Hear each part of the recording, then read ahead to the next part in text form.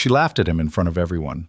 Ava Sinclair, CEO, billionaire, the kind of woman who made boardrooms go quiet just by walking in, stood on that airfield and made a joke.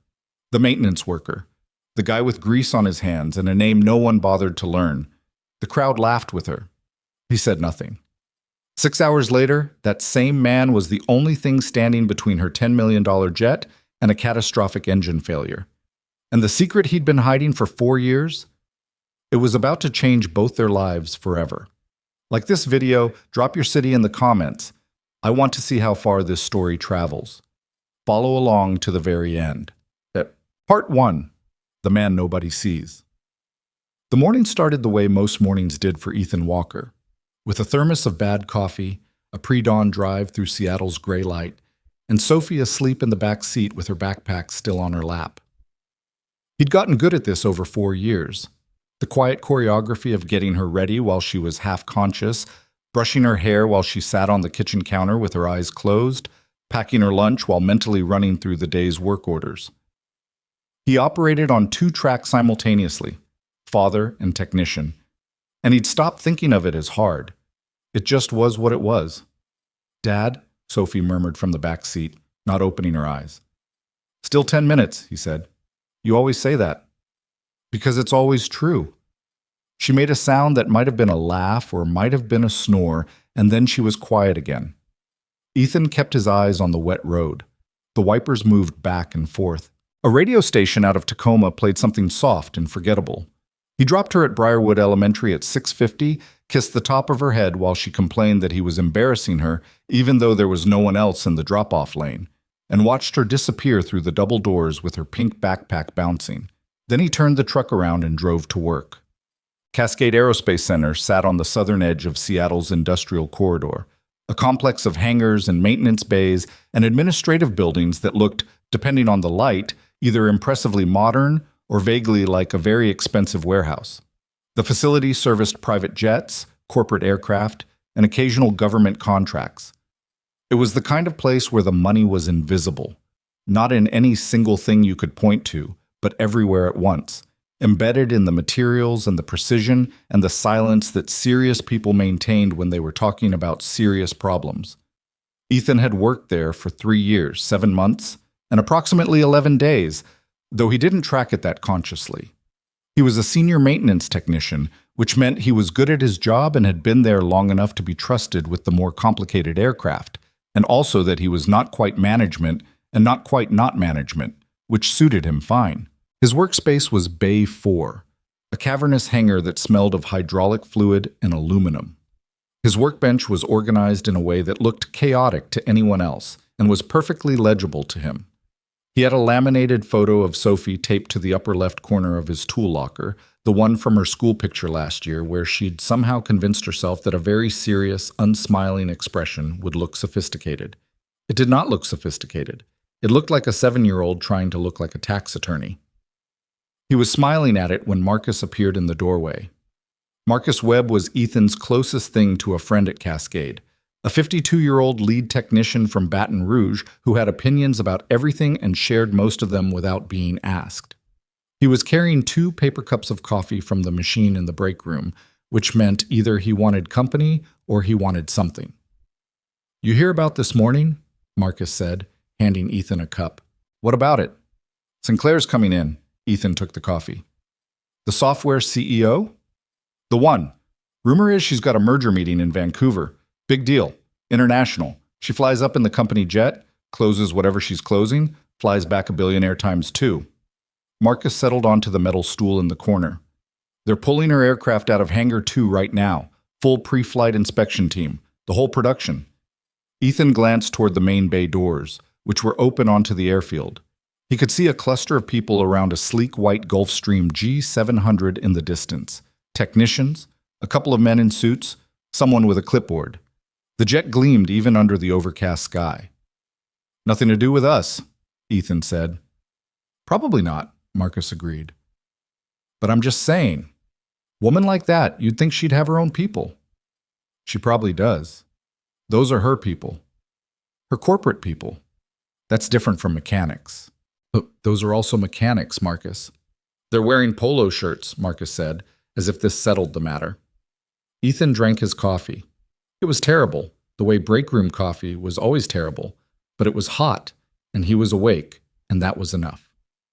He spent the first 3 hours of his morning on a routine avionics diagnostic for a Cessna citation that belonged to some real estate developer from Bellevue. Straightforward work, clean documentation. He wrote up his findings, logged the hours, moved on. He was in the middle of his second job, a hydraulic line inspection on a Hawker. 850, when he first heard Ava Sinclair, or rather, heard about her. The airfield radio chatter had been routine all morning, but around 9:45 it shifted. There was a problem with the Gulfstream. One of the polo shirt engineers had flagged something in the pre-flight. Ethan couldn't hear the details from his position, just the tone, which was the tight, carefully neutral tone that people used when they were trying not to sound panicked. 15 minutes later, Marcus appeared again. "They've got a problem," he said. "I heard. Fuel feed irregularity is what they're saying, but that's not what it looks like from where I was standing." Ethan set down his inspection light. "What does it look like from where you were standing?" Marcus made a face. "Like something in the thrust management system, maybe the FADEC. But their guys are running fuel diagnostics because that's what their lead called. And nobody's questioning him because he's been there 6 years and he's got the title. FADEC. Full Authority, Digital Engine Control. If there was a fault in that system, a fuel diagnosis wouldn't find it. Wouldn't even come close. "Has anyone pulled the event logs?" Ethan asked. "I don't know what they've pulled." Ethan went back to the Hawker. He told himself it wasn't his business. By 11, the Gulfstream still hadn't moved. Ethan had finished the hydraulic inspection, eaten half a sandwich at his bench, and started on the paperwork for both jobs. He could see the Gulfstream from the bay doors. The team around it had grown, and the general atmosphere of controlled urgency had shifted into something less controlled. That's when he saw her. Ava Sinclair walked out of the operations building with the posture of someone who had not planned on being delayed and was not adjusting to the reality of it gracefully. She was younger than he'd expected, early 30s, maybe his age, and she dressed the way successful people dressed when they were trying to look like they weren't performing success. Good coat, no visible logos, hair pulled back simply. She was talking on her phone, and even from 100 yards, Ethan could see the quality of attention she commanded just by existing in a space. People moved differently around her. She walked to the Gulfstream and stood in front of it and looked at it the way people looked at things that were disappointing them. Ethan went back to his paperwork. At 1:15, one of Sinclair's engineers, the lead, according to Marcus, the one who'd called the fuel diagnosis, came into Bay 4 looking for a secondary hydraulic pump that he thought might be in inventory. His name was Derek, and he had the slightly frantic energy of a man who had been wrong about something for 3 hours and was hoping a different solution would let him quietly be right about something else. Ethan helped him find the pump. While he was pulling it from the shelf, he mentioned, not pushing it, just mentioning, that he'd noticed the weather data from the morning's first engine run, which was posted on the shared maintenance board, showed an anomalous heat signature in the right engine's turbine section that didn't match a fuel irregularity pattern. Derek looked at him with an expression that was polite and dismissive in precisely equal measure. "We've already got a diagnostic framework in place," Derek said. "Sure," Ethan said. "I just thought the heat data was interesting." Derek took the pump and left.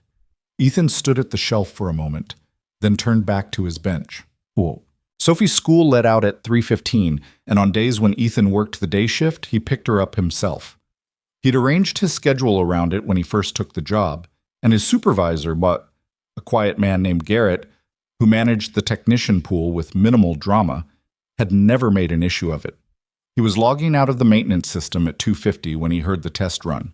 He didn't see it. He was inside at his workbench, but he heard it. The startup sequence of the Gulfstream's right engine, the rising pitch of the turbines, and then something wrong. Not a sound most people would register. Not a bang or a screech, just a flutter in the frequency, a hesitation in the pitch that lasted maybe a quarter of a second and then resolved into what sounded like normal operation. To most ears, that would have been nothing, a transient, a sensor glitch. Ethan went completely still. He knew that sound. Not from a manual, not from classroom instruction. From experience. Thousands of hours of it, hard-won and specific. The kind of knowledge that lived in the body rather than the brain. He'd heard a variation of that flutter exactly once before, 12 years ago, in a test environment that he was never supposed to talk about in detail. The aircraft had been grounded for 6 weeks after. He was outside and across the tarmac in under 2 minutes. What? The scene at the Gulf Stream had the particular texture of a situation that was technically under control but psychologically fraying. Derek and 2 other engineers were running post-test diagnostics. 2 men in suits, Sinclair's people, assistants or lawyers or both, stood nearby trying to look calm. A flight operations coordinator named Janet was on the phone, visibly stressed. And Ava Sinclair was standing 10 feet from the aircraft's nose, arms crossed, talking to the engineers with a quality of patience that had clearly been worn thin. "What I'm asking," she was saying as Ethan approached, "is whether it's safe to fly. That's not a complicated question." "We're still running diagnostics," Derek said. "The second test run looked clean." "The second test run was what concerned me," Ethan said. Everyone turned. There was a beat of silence, the specific silence of people recalibrating who was talking and whether it mattered. Ethan was in his work uniform, navy cargo pants, a gray long-sleeve shirt with the Cascade logo, steel-toed boots. His hands were clean. He'd washed them before coming out, but the slight shadow of oil that never fully came out of his knuckle creases was visible. Derek's expression recalibrated from frantic to condescending in about half a second. "This is a restricted area. He's with us," Janet said quickly. "Senior Tech, Bay 4. "The flutter at 6 seconds into the startup," Ethan said, speaking directly to the situation rather than to any individual. "It resolved, but that's the problem. That kind of transient flutter in the N2 cycle shouldn't self-resolve. It should hold or escalate. When it resolves that cleanly, it usually means the FADEC compensated, which means the underlying fault is still present. You're not getting a clean read because the system is actively masking it." Derek stared at him. "That is not—" "Pull the FADEC event logs from the last 4 hours," Ethan said. "Compare the N2 deviation events. If I'm wrong, you'll see nothing. If I'm right, you'll see the system registering micro-corrections it shouldn't need to make." There was a silence. It was Ava Sinclair who broke it. She had been watching Ethan with an expression he couldn't quite read. Not the dismissiveness of her engineer, but something more careful. Measuring. "Do it," she said to Derek. Derek's jaw tightened. "Ms. Sinclair, with respect, this is a maintenance technician, not a—" "He's not asking you to take his word for it," Ava said. "He's asking you to look at data. Pull the logs." Derek pulled the logs. It took 8 minutes. The 3 of them, Ethan, Derek, and Janet, stood at the diagnostic laptop while the data compiled. Ava stood slightly apart, still on her phone but no longer talking, watching. When the FADEC event file populated, the first thing Ethan noticed was the volume. 47 micro-correction events in the last 2.5 hours. Normal operations would show 2 or 3. Derek saw it at the same moment and went quiet in a specific way. The way people went quiet when they understood that they had been wrong about something significant. "What does that mean?" Janet asked. "It means the right engine has a turbine clearance issue," Ethan said. "Small, but cumulative. The FADEC has been compensating, which is why it looked clean in testing. But at cruise altitude, under full thrust, the compensation envelope narrows. The system would either trigger an in-flight shutdown or—" He paused, choosing the next words carefully. "Or it wouldn't." Janet made a sound. "How long to fix it?" Ava asked. She had walked up behind them without anyone noticing, phone gone, full attention on the laptop screen. "Depends on what the physical inspection shows. If the clearance degradation is what I think it is, 2 hours, maybe less." "My meeting is at 4. "Your meeting is in Vancouver," Ethan said. "This aircraft should not fly to Vancouver today." There was a silence that felt like it had texture. Ava Sinclair looked at him for a long moment. Up close, she had the slightly too alert quality of someone who slept less than they needed and ran on the forward momentum of continuous decision-making. Her eyes were dark and quick, and she had the specific kind of beauty that came from energy and certainty rather than any particular feature, the kind that could shift to something cold without much transition. "And who exactly are you?" she asked. "Ethan Walker, Bay 4. "Do you have a background in FADEC diagnostics specifically? Or is this—" "I have a background in aerospace engineering," Ethan said, "and test pilot certification. I left that field 4 years ago." He said it flatly, without drama, the way you stated a fact that was true, and that you had no particular need to justify or explain. It was the tone he used when he told Sophie that dinner was ready or that her library book was due. Matter of fact, without performance. Ava looked at him. "You're a maintenance technician," she said. "Currently, yes. But you were aerospace engineer 4 years at Meridian Dynamics, 2 years as a test pilot on the G-Series platforms. I hold a current ATP certificate." He paused. "I'm not saying any of this to impress you. I'm saying it because you're about to decide whether to trust the assessment I just gave you, and you should have the information." Another silence. Longer this time. "Derek," Ava said, without taking her eyes off Ethan. "Yes?" "Get me a physical inspection of the right engine turbine section. Now." What happened next was messy in the way that complicated problems were always messy. Not dramatic, just technically dense, and requiring people to work quickly in close proximity while being stressed. The cowling came off the right engine. Derek ran the inspection with 2 of his engineers, and Ethan stood back and let them, because it wasn't his aircraft, and they were competent people who had simply been wrong about the specific problem. When Derek called him over to confirm what they were seeing in the turbine section, a hairline variance in the blade tip clearance, barely visible, catastrophically significant, Ethan confirmed it without saying anything beyond what was technically relevant. The clearance was off by less than a millimeter. Under normal conditions, the engine would run fine. Under the specific conditions of a hard climb to cruise altitude with temperature differential stress, the exact conditions of a Seattle to Vancouver flight on a cold, wet day, the variance would compound. The probability of failure wasn't certain. It was somewhere between 15 and 60% depending on atmospheric conditions, and any probability in that range was, functionally, the same thing. Derek knew this. He said so, in technical terms, to Ava, without looking at Ethan. "So we ground it," Ava said. "We need to replace the turbine blade assembly," Derek said, "or have it done at a certified facility." "We are a certified facility," Ethan said. "We have the components in inventory, I checked." Derek turned to look at him. Something had shifted in his expression. The condescension was still there, but it had lost its confidence. "You checked," Derek said. "When I heard the test run, I stopped by inventory on my way out." A pause. "How long?" Ava asked. 2 hours for the replacement, 30 minutes for the post-work test run and documentation, 2:45 total if we start now. "My meeting," Ava said, not to anyone in particular. "Can be rescheduled," Ethan said. "The merger can't close if you're not there, but it also can't close if something happens en route." He said it the way he said everything, without heat, without softness, just the fact of it. Ava stared at the engine for a moment, then looked back at him. "You can do this repair?" "Yes." "You and your team?" "Me and Marcus, if he's available. And I'd want Derek's engineers on the post-work inspection. Independent verification." He watched something move through her expression, a calculation, or something that looked like one, but ran slightly deeper than calculation. She was deciding something about him, and he couldn't tell exactly what. "Okay," she said. Oops. Marcus was available. He showed up in Bay 4 while Ethan was pulling the tool set, took one look at the parts list and said, "Turbine blade assembly, G700 right engine. What did their guys miss?" FADEC, compensation masking a clearance issue. Marcus picked up the torque wrench and checked the calibration.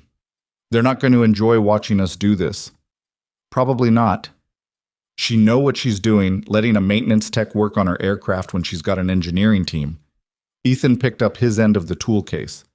"She knows enough to look at data." Marcus considered this. "I respect that." They walked out to the airfield. Tut. The work itself was, in a technical sense, what Ethan had been trained to do.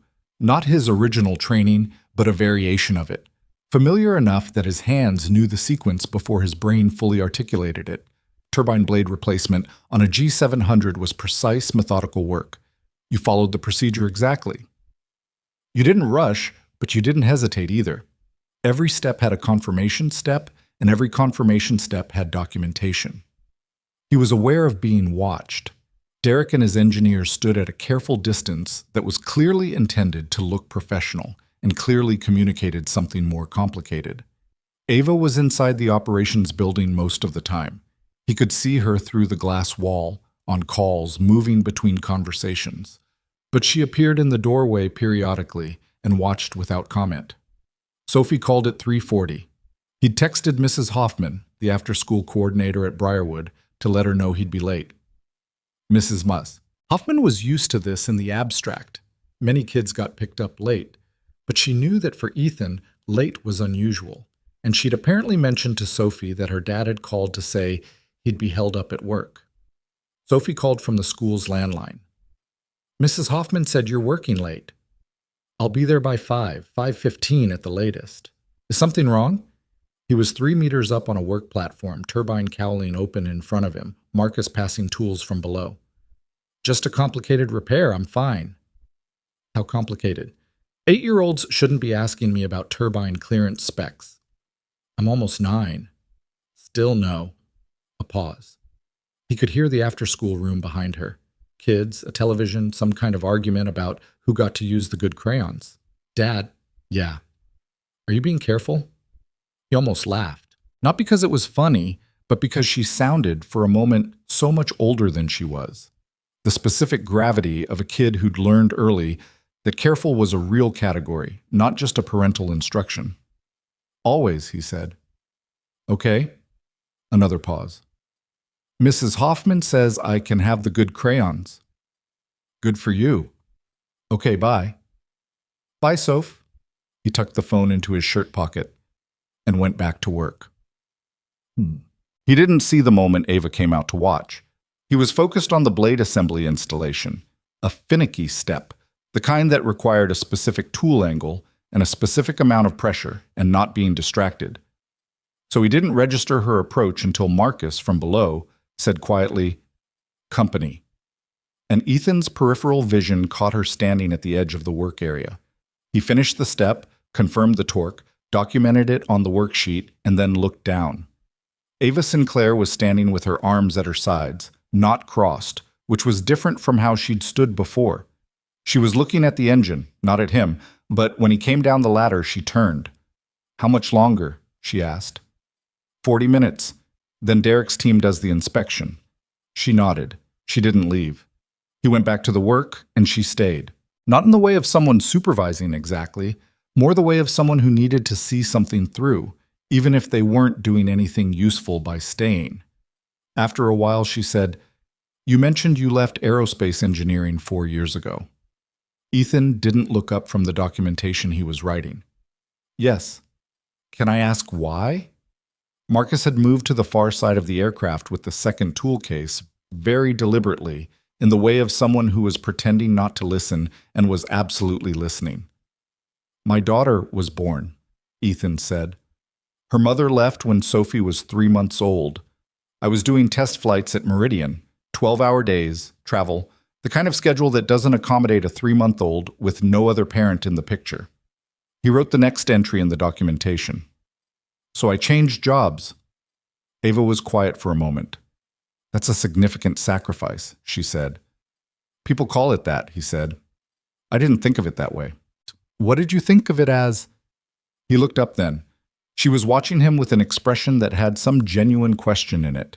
Not performance, not politeness. An actual question. I thought of it as math, he said. What needed to happen and what was available to make it happen. She needed a parent. I was the parent. He went back to the documentation. That was the math. Another silence. She called you, Ava said. Earlier. I could hear it from the operations room. She worries. A pause. 8-year-olds shouldn't worry about their parents. That one does. A little. She sounds like she's doing okay. She won the good crayons. So yes. For the first time since he'd met her, Bitte, and it had been a very long day of meeting her, Ava Sinclair almost smiled. Derek's inspection took 35 minutes. He found nothing wrong with the repair. He documented this with the specific thoroughness of someone who was checking carefully because they'd been wrong once today and weren't going to be wrong twice, and Ethan respected that. When Derek handed him the inspection sheet to co-sign, he did it without comment. The post-work engine test ran clean, no flutter, no micro-corrections. Janet ran the updated departure clearance. Weather was holding. The flight to Vancouver would take 42 minutes. If Sinclair left in the next 30 minutes, she'd make the last viable window to get to her meeting before the day's agenda collapsed. Ethan logged his hours, submitted the work order, and collected his tools. He was rolling the cart back toward Bay 4 when he heard her voice behind him. "Walker?" He stopped and turned. Ava Sinclair was standing 10 feet away. She'd shed the coat. He realized she must have had it on all day, even in the hangar, some armor she'd forgotten to take off. And without it, she looked slightly less composed, which was to say, she looked slightly more like a person. "Thank you," she said. It wasn't performed. It wasn't the polished version of thank you that executives used when they wanted someone to feel acknowledged without actually engaging with them. It was just 2 words, said the way 2 words could be said when someone meant them. "That's my job," Ethan said. "Your job was the Cessna citation in Bay 4. This wasn't your job." He held her gaze. "Someone was going to get hurt." Ava looked at him for a moment. "You submitted a warning this morning," she said, "before the second test run. Maintenance board observation, standard procedure." Derek didn't flag it to me. "No." "You could have pushed harder." "I did what I was able to do," he said. "Your people made their call. It took another data point to change the call." "A data point you provided." "Yes." She looked at him, really looked at him, the way people rarely looked at other people, with full attention and without an agenda running simultaneously behind their eyes. "I made a joke this morning," she said, "in front of everyone, about the maintenance worker." Ethan said nothing. "I owe you an apology for that." "I didn't hear it," he said, which was a kind of lie, and probably both of them knew it. "I'd still like to apologize." He nodded, once. "Okay." He picked up the tool cart and rolled it toward the bay. Bam! He got to Briarwood at 5:22. Sophie was in the art room with Mrs. Hoffman, finishing something with the good crayons. She looked up when he appeared in the doorway, and the thing he always saw in her face when he was late. A very small, very controlled tension that released the instant she saw him. Released. "The turbine thing," she said. "Fixed." Were they grateful? He thought about Ava Sinclair standing in the hangar without her coat, saying 2 words like she meant them. "More or less," he said. Sophie showed him the drawing she'd been finishing. It was a house, roughly rendered, with a person in front of it who had arms that were slightly too long and a smile that was enormous. "Is that me?" he asked. "It was supposed to be," she said, examining it critically. "I couldn't get the arms right." "My arms are normal." "I know. That's what I said." She gathered her things. "Can we have pasta for dinner?" "We can have pasta." "With the breadcrumbs on top?" "If we have breadcrumbs." "We have breadcrumbs." I checked. He picked up her backpack and held the door. She walked out ahead of him, still evaluating the drawing, already moving on to the next thing. Outside, the sky over Seattle had gone the particular deep blue of early evening in November. Not dark yet, but committed to getting there. The lot lights had come on. Their truck was one of the last 3 in the lot. Sophie climbed in, buckled herself, and put the drawing on the dashboard where she could see it from the back seat. Ethan started the truck. Bad coffee from the break room was long gone. He'd have to survive on pasta fumes and whatever was in the cabinet at home. He pulled out of the lot, turned onto the surface street, and headed north. For a while, neither of them said anything. The radio played something Sophie didn't object to, which was the usual test. She was looking out the window at the passing neighborhoods, and he was watching the road, and the truck hummed with the ordinary warmth of 2 people who knew how to be quiet together. "Dad?" she said eventually. "Yeah." "Why do people make fun of people who fix things?" He thought about this for a moment. Not because the answer was complicated, but because he wanted to give her a real one. Sometimes people decide someone is one thing, he said, and then they stop looking. Sophie was quiet. That's stupid, she said. It is. You were fixing a plane today, though, not just the Cessna thing. How do you know about the Cessna? You told me about it on Tuesday, the real estate guy from Bellevue. He'd forgotten he'd mentioned that. Yeah, there was also a Gulfstream, more complicated. Did you fix it? Yes.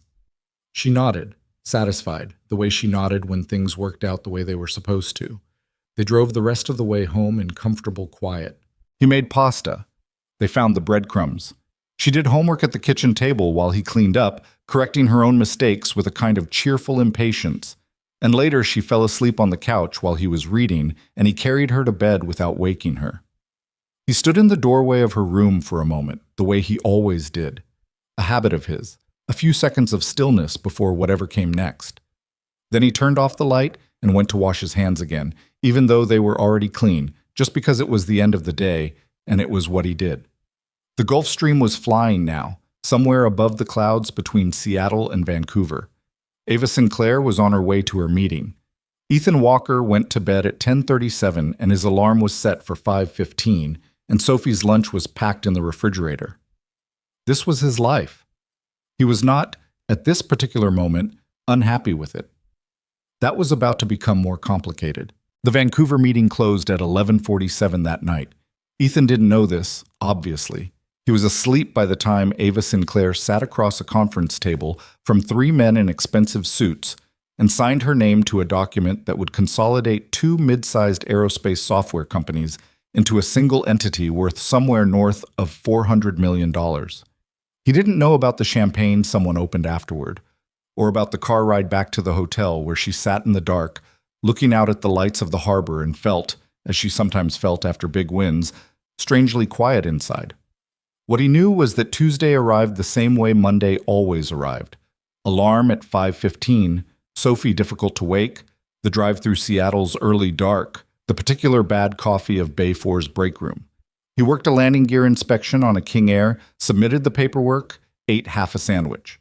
Marcus talked about a problem he was having with his landlord. The day passed the way days passed. Wednesday was the same. Thursday, Garrett called him into the small glassed-in office at the back of Bay 4 and told him there was a message from operations. What kind of message? Ethan asked. The kind that comes from corporate, not airfield ops. Garrett set a printed email on the desk between them. Sinclair's office. Ethan looked at the paper. It was brief. A formal request from Ava Sinclair, CEO of Sinclair Dynamics, asking that Ethan Walker be made available for a meeting at his earliest convenience. It included a direct contact number and a note that the matter was not urgent but was important. Garrett watched him read it. You want to tell me what happened Monday? Garrett asked. Ethan gave him the short version. Garrett listened without interrupting, which was something Ethan had always respected about him. When the story was finished, Garrett was quiet for a moment. And our engineers missed it, Garrett said. They were working from an incorrect initial assumption. It happens. And you caught it. I heard the test run. Garrett looked at him with the expression of someone recalibrating something they'd thought they understood. He'd always treated Ethan well, fair scheduling, reasonable workloads, but Ethan had been Bay 4's senior tech for almost 4 years, and somewhere in that time, Garrett had probably stopped wondering much about where Ethan had come from. You don't have to take the meeting, Garrett said. I know. But if you want to, you've got flexibility this week. Johnson can cover the King Air documentation. Ethan folded the email once and put it in his shirt pocket. I'll think about it. He thought about it for approximately 20 minutes, standing at his workbench with a fuel nozzle inspection in front of him and the folded paper in his pocket. Then he called the number. Bus. The meeting was set for Friday afternoon at Sinclair Dynamics' Seattle office, which was in a glass tower downtown near the waterfront. Ethan drove there in his truck, which looked somewhat out of place in the building's underground parking garage among the least luxury sedans, and took the elevator to the 31st floor. The receptionist was professional and unhurried, and she brought him to a small conference room with a view of Puget Sound that was genuinely extraordinary. The water gray-green under a thin November sun, a container ship moving slowly in the distance. He stood at the window for a moment before sitting down because it seemed wrong not to. Ava came in 7 minutes later. She was dressed differently than she'd been at the airfield. More formally, a dark blazer, her hair down this time. But she had the same quality of movement, efficient and direct. She was carrying a cup of coffee and nothing else, no folder or tablet, which meant she was either very prepared or hadn't brought an agenda. "Thanks for coming," she said, setting the coffee down and taking the chair across from him. "Thanks for the meeting." She looked at him with something that wasn't quite amusement. "You don't do small talk, do you?" "I do some." "What kind?" "Weather, coffee quality, whether the Mariners are going to be any good next year." "Are they?" "No." The corner of her mouth moved. "Okay." She folded her hands on the table. "I wanted to follow up on Monday, properly, not on a tarmac with Derek standing 20 feet away pretending he couldn't hear us." "How was the meeting?" "The merger? It closed." She said it without the triumphant quality he might have expected. Which it wouldn't have if the aircraft had... She stopped, picked up her coffee. "Anyway, it closed." "Good." "I did some research on you," she said. "After I got back." He didn't react to this. "Okay." "Meridian Dynamics. You were there 8 years. Senior engineer on the G-Series test program, which I now realize is the specific platform you were working on Monday." She paused. "You hold 2 patents." "3, he said. "The third one is pending." She looked at him. "You didn't mention that." "You didn't ask." "I'm asking now." "Turbine blade geometry optimization for reduced thermal stress at high-altitude cruise. It's in review. Probably another 8 months before it resolves." Ava was quiet for a moment, and in that quiet, Ethan could almost see the shape of what she was thinking, the specific way people thought when the picture they'd had of someone turned out to be significantly smaller than the actual thing. "Can I ask you something honestly?" she said. "Go ahead." "Why are you working as a maintenance tech?" "I explained this at the airfield." "You explained the when," she said. "The math of it, what you called it. Sophie needed a parent. You were the parent. I understand that, but you clearly still have everything. The knowledge, the certifications, the patents in progress. You could have gone back, part-time consulting, something." He looked at the container ship through the window. It had moved maybe half a mile since he'd first noticed it. "I tried consulting for a few months when Sophie was 2, he said. Meridian brought me on as a contract engineer for a propulsion study. 12 hours a week, supposed to be flexible." He turned back from the window. Sophie got sick. Ear infections. 4 rounds in 8 weeks. Nothing serious, but constant. I missed 3 deliverable windows. They let the contract lapse. It's not a complaint, he said. I'm explaining the timeline. After that, I found the position at Cascade. Steady hours, predictable schedule, union benefits that covered Sophie's pediatric costs. I could pick her up at 3:15. He paused. I made the math work for what I actually had, not for what I wished I had. Ava was watching him with that careful, full attention expression again. "And now?" she asked. "She's 8. Things are more stable." "They are." "So is this still—" She stopped, reconsidering the question. "Is maintenance work what you want to be doing?" He took a moment with this, not because he didn't know the answer, but because the honest version of the answer was one he didn't often say out loud. "No," he said, "it's not." The words sat on the table between them. "What do you want to be doing?" she asked. "Engineering, design, the safety systems work, the kind I was doing before." He paused. "The pending patent is the most interesting problem I've worked on in years, and I've been doing it at 11 at night on a laptop on my kitchen table while Sophie's asleep." Something shifted in Ava's expression. It was small, but it was real. "I have a proposal," she said. The proposal was this. Sinclair Dynamics was in the process of integrating 2 previously separate safety systems programs, one from each of the merged companies, into a single unified framework. The project was technically complex, politically messy, and currently being led by a team that had expertise in software integration but limited depth in actual airframe safety engineering. She wanted Ethan to consult on the technical architecture. Not a full-time role, not immediately. A part-time engagement, structured around whatever schedule worked for him, with a clear deliverable and a real fee. "I'm not offering you a title or an office," she said. "This is a specific problem that needs specific expertise. You have that expertise." Ethan listened to the whole thing before saying anything. When she finished, he asked 3 questions: who else was on the team, what the current architecture looked like, and what the intended certification pathway was. She answered 2 of the 3 directly and admitted she didn't know the answer to the third well enough to say, "I'd want to see the current documentation before I agreed to anything," he said. "That's reasonable. And my schedule at Cascade stays as is. I'm not leaving that job before I know what this is." "Also reasonable. My daughter's pickup is at 3:15. "I heard," Ava said. "That's not negotiable." "I didn't think it was." He looked at her. She held the look without flinching or performing, and he decided she was, whatever else she was, someone who said what she meant. "Send me the documentation," he said. "I'll look at it over the weekend." He picked up Sophie at 3:40, having had to call Mrs. Hoffman again because the meeting had run over by 25 minutes.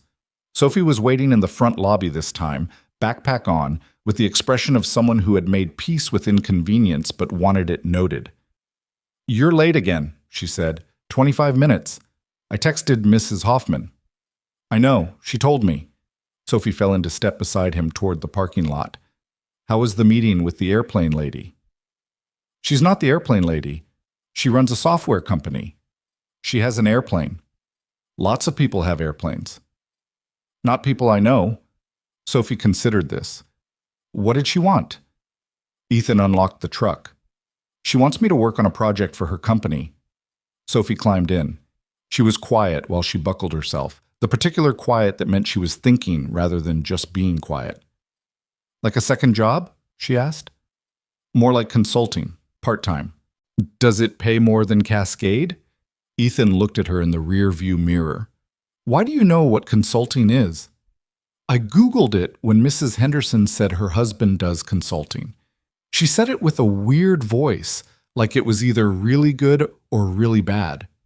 It can be both." "Which is yours?" "I don't know yet. I have to look at the documents first." Sophie considered this with the gravity she applied to financial questions, which had been precocious and slightly alarming since she was about 6. "If it pays better," she said, "maybe we could get the dishwasher fixed." "The dishwasher works. The top rack doesn't spin." "The top rack spins a little." "Dad?" "I'll look at the documents," he said. He looked at the documents. They arrived Saturday morning, a secure file transfer from a Sinclair Dynamics address, and he opened them at the kitchen table with coffee, while Sophie was still asleep. 312 pages of technical documentation, architecture schematics, certification correspondence, and integration notes. He read for 4 hours. Some of it was good. The underlying software architecture was solid, built by competent people who understood data integration. But the safety-critical layer, the part where software met physical systems and had to make reliable decisions in edge case conditions, had problems. Not catastrophic problems. Quiet ones. The kind that would pass certification review with a competent but overworked inspector, work fine in normal operations for years, and then fail precisely once in exactly the wrong circumstances. He'd seen this pattern before. It was a pattern that came from software engineers designing safety protocols without sufficient input from people who understood what happened when aircraft didn't behave the way software expected them to. He spent Sunday writing notes. Not a formal document, just his own thinking, the kind he'd have scribbled on a legal pad in his engineering days, working through the problem in his own language before translating it for anyone else. By Sunday evening, he had 7 pages of handwritten notes and a clear sense of what needed to be fixed and roughly how to fix it. Sophie had spent most of Sunday doing homework, watching something on her tablet, and delivering periodic reports on the top rack of the dishwasher from different angles, as if new data might change his assessment. At dinner, she asked, "Are you going to do it? The consulting thing?" "Probably," he said. "Because of the dishwasher?" "Because it's an interesting problem." She thought about this. "Can it be both?" "It can be both," he said. Monday morning, he called Ava directly. She'd given him her cell number, not the office number, and told her he'd reviewed the documentation and had thoughts. "How many thoughts?" she asked. 7 pages of them. A pause. 7 pages. Handwritten. I can type them up. Please don't type them up on my account. Can we talk this week? Thursday works for me, after 4. I have something at 4. After 5 then. 5:30. I'll come to you. You're in Seattle, right? Not far from Cascade? He gave her his address, which he did briefly and without overthinking it, and then went to work. Marcus was already in Bay 4 when he arrived, replacing a brake assembly on a Phenom 300. He looked up when Ethan walked in. "You took that meeting," Marcus said. It wasn't a question. "How do you know?" "Garrett mentioned. Also, you've got that look." "What look?" "Like you're thinking about something that isn't this." Marcus gestured at the hangar around them comprehensively. "No offense." Ethan hung his jacket and picked up his first work order of the day. "I'm thinking about both things." "What did she want?" "Consulting work, safety systems architecture." Marcus was quiet for a moment, working the brake assembly. "That's more your lane than this is," he said. "This is also my lane." "Both things can be true," Marcus said, which was almost exactly what Sophie had said about the dishwasher, and Ethan thought about the strange way the same observations kept arriving from unexpected directions. "What?" Thursday at 5:30, Ava knocked on the door of his apartment on the 3rd floor of a building in Fremont that was clean and small and not much to look at. He answered the door in the clothes he'd worn to work. He hadn't thought to change, and it hadn't occurred to him to perform a different version of his life for her than the one she was going to see, with Sophie sitting at the kitchen table doing something with colored pencils and a worksheet about the water cycle.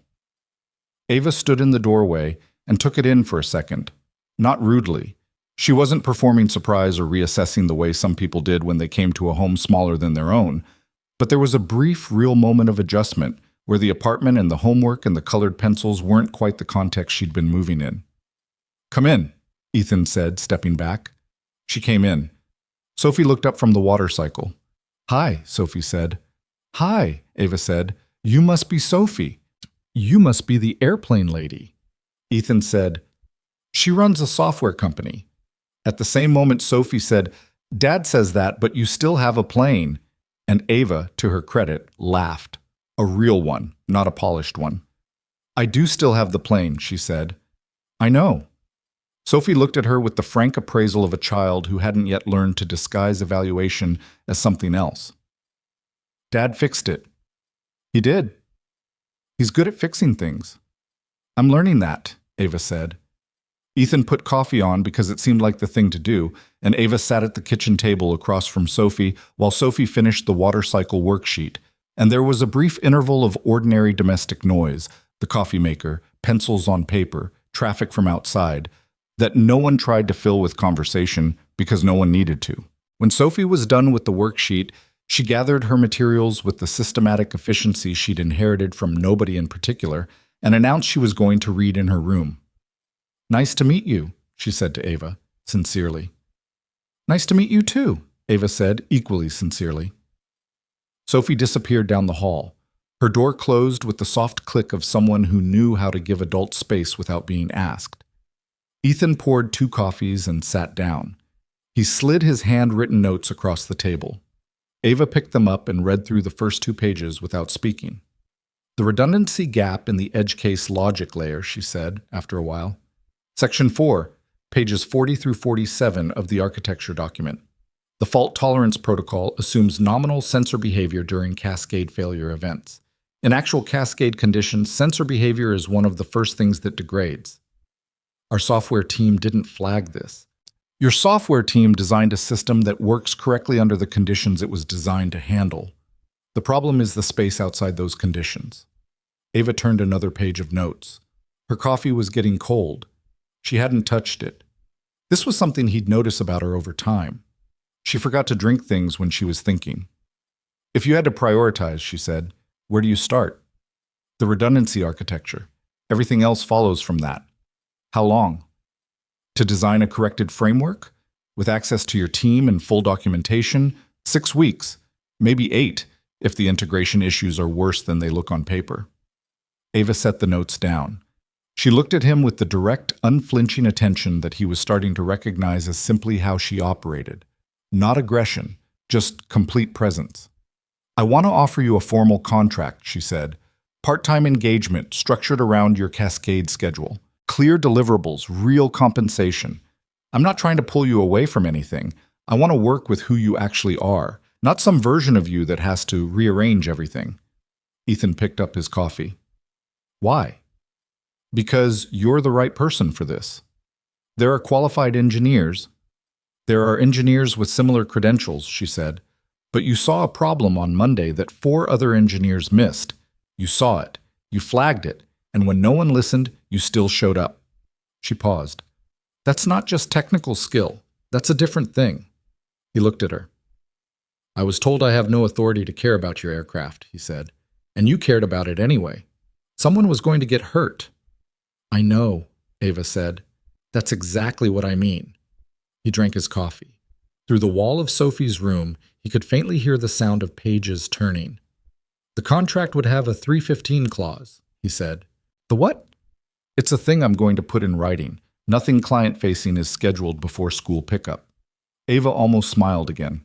I can work with that. And I want access to whoever made the architecture decisions in the current build. Not just documentation, actual conversations. Done. And I want it in writing that my recommendations on safety-critical elements are binding, not advisory. If I say a thing needs to change, it changes. We can negotiate everything else. Ava was quiet for a moment. That's an unusual ask, she said. I know. Most consultants. I'm not most consultants, he said. This is a safety system. If I'm responsible for it, I need the authority to be responsible for it. Otherwise, I'm just a name on a document that covers someone else when it fails. The silence lasted about 4 seconds. Okay, she said. Okay. Binding authority on safety-critical elements. It goes in the contract. She picked up her coffee, remembered it was cold, set it back down. You drive a hard negotiation for someone who's never been in a negotiation. I've been in 3, he said. I just didn't need to be in many. What were the other 2? Sophie's school enrollment at Briarwood. They had a wait list. And you got off the wait list. She got off the wait list, he corrected. I made the case. Ava looked at him with that expression that wasn't quite amusement and wasn't quite something else. Something between the two, in a territory he didn't have an exact name for. I'll have legal draft the contract Monday, she said. You'll have it by Wednesday. Good. She stood. He stood. They shook hands the way people shook hands when they'd just agreed to something that mattered, both of them aware that the thing they were agreeing to had not quite resolved yet into a known shape. At the door, she paused. Your notes, she said. Keep them. All 7 pages? There might be an 8th. I'll send it. Ava looked at him for a moment. The apartment behind him, the homework visible on the table, the faint sound of pages from down the hall. Something moved in her expression, too quick and too complicated to fully read. Good night, Walker, she said. Good night, he said.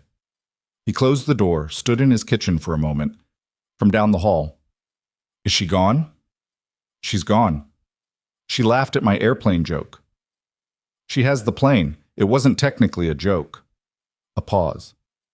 Did she hire you? More or less. Another pause. Does this mean the dishwasher? Sophie. I'm just asking. He went to the kitchen and started washing the 2 coffee cups, the ordinary sound of water running and dishes against the metal sink. The apartment quiet around him, the city outside doing whatever the city did on a Thursday night in November. He was, he realized, looking forward to Monday. The contract arrived Wednesday as promised. Ethan read it at his workbench during lunch, the pages spread next to his half-eaten sandwich, making notes in the margins with a mechanical pencil. It was a real contract, thorough, properly structured, the kind that a good legal team produced when they'd been given clear parameters. The 315 clause was in there, 3rd paragraph of Section 2, worded exactly as he'd asked. The binding authority language was in Section 5, and it was unambiguous. He signed it Thursday morning before work and sent it back. That same afternoon, Ava's assistant emailed him access credentials to Sinclair Dynamics' internal project server, a meeting schedule for the following 2 weeks, and a brief note from Ava herself that said only, "Welcome to the problem. A.S." He showed Marcus the note. Marcus read it, handed the phone back, and said, "That's either very confident or very ominous." "Probably both." "You starting already?" "Monday." Marcus went back to the fuel line he was testing. "You know they're not going to like you. The software team. Any of them. You're coming in from outside, you've got binding authority on safety decisions, and the last thing you did inside their company was prove their lead engineer missed something." He paused. "In front of the CEO. Derek missed something specific. He's competent." "Doesn't matter. People remember what they felt, not what was accurate." Marcus checked the pressure gauge. "Just saying, it's not going to be smooth." "When is it?" Marcus thought about this. "Fair point." His first official day at Sinclair Dynamics was a Monday in early December, gray and wet, the kind of Seattle morning that committed fully to being unpleasant. He drove downtown after dropping Sophie at Briarwood, took the elevator to the 28th floor where the integration project team was based, and walked into a conference room where 6 people were already seated around a table. He recognized one of them, a woman named Priya Anand, who he'd spoken to briefly on the phone the week before. She was the lead software architect on the integration project, mid-30s, sharp in a way that revealed itself in how she listened rather than how she talked. He'd liked her on the phone. In person, she had the careful politeness of someone reserving judgment. The others introduced themselves with varying degrees of warmth. 2 engineers from the legacy team of one of the acquired companies. A project manager named Tom, who had the slightly hunted look of someone who'd been managing a difficult situation for too long. A data systems specialist named Keisha, who was friendly in a direct, no-ceremony way. And at the end of the table, making a point of not looking up from his laptop when Ethan walked in, was a man named Richard Colton. Richard was the senior safety systems architect who had overseen the current integration design. He was 47, technically credentialed, and had been with one of the acquired companies for 12 years.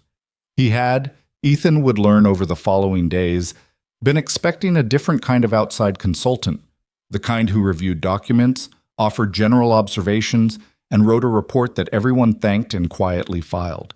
He was not, Ethan understood immediately, going to be the easiest person in this room. The first meeting was mostly introductory.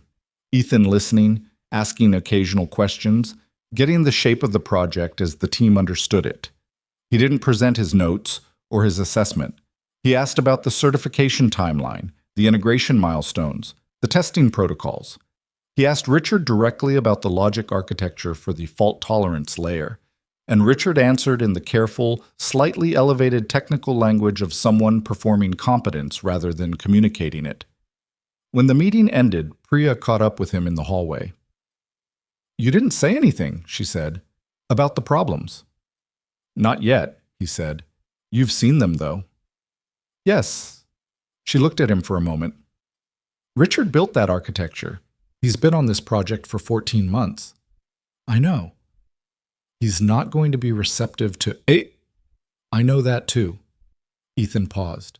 "I'm not here to win an argument. I'm here to fix a safety problem. Those are different objectives." Priya was quiet for a second. "Are they always?" "Usually," he said. "Not always." He worked at Cascade in the mornings and was at Sinclair Dynamics by 1, most days. The arrangement was tight, but functional. Garrett adjusted his Bay 4 schedule without complaint. Ethan suspected Garrett had understood, from the moment he'd seen the email from Sinclair's office, that the shape of things was changing and was being characteristically decent about it. Marcus simply said, "Don't forget where your tools are," and left it at that. At Sinclair Dynamics, Ethan worked through the documentation systematically, meeting with each team member individually before making any collective recommendations. Priya, in their second one-on-one, walked him through the software logic with a clarity and honesty that he appreciated. She knew where the bodies were buried, which problems had been flagged internally and deprioritized, which decisions had been made under deadline pressure rather than technical confidence. "The redundancy gap in the edge case layer," she said on day 4. "I flagged it 6 months ago. Richard said the nominal sensor assumption was acceptable within the certification parameters.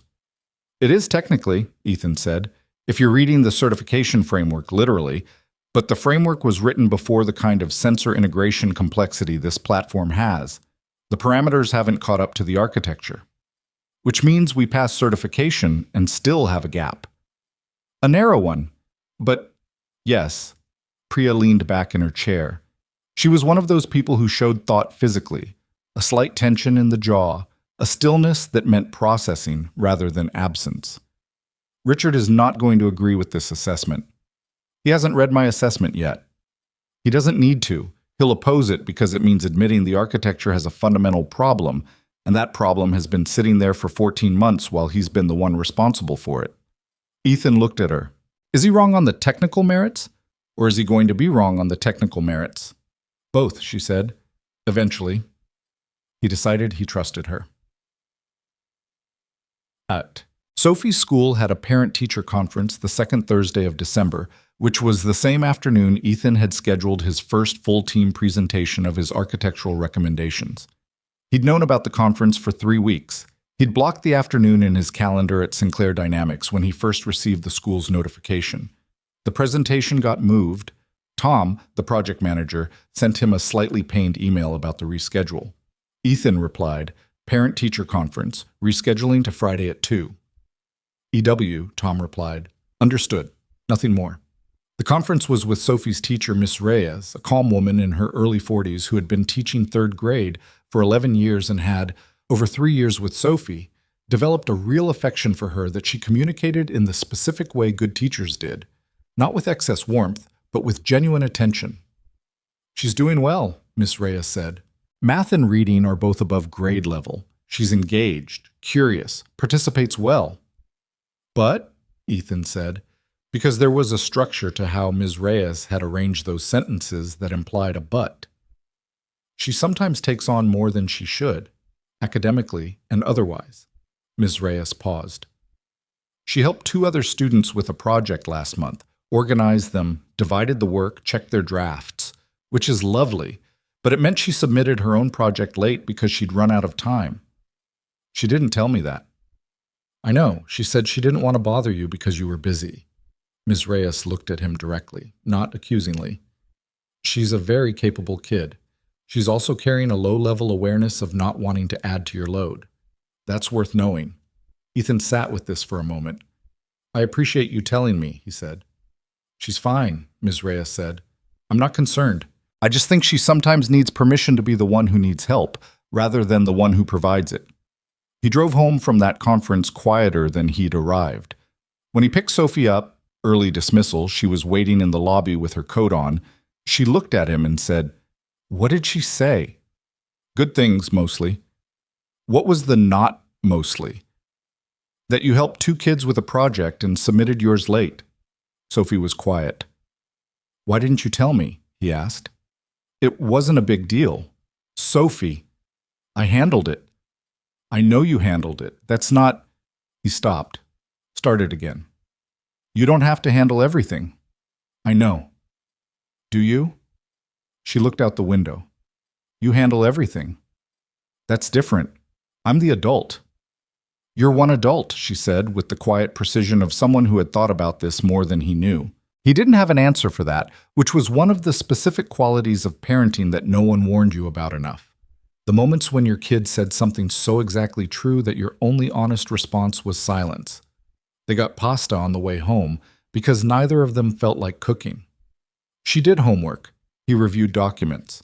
They watched 30 minutes of something before she fell asleep on the couch again, and he carried her to bed again and stood in her doorway again. He thought about what Ms. Reyes had said. He thought about the way Sophie had said you're one adult, not bitterly, just factually, the way she stated most hard things. He turned off her light and went back to his documents.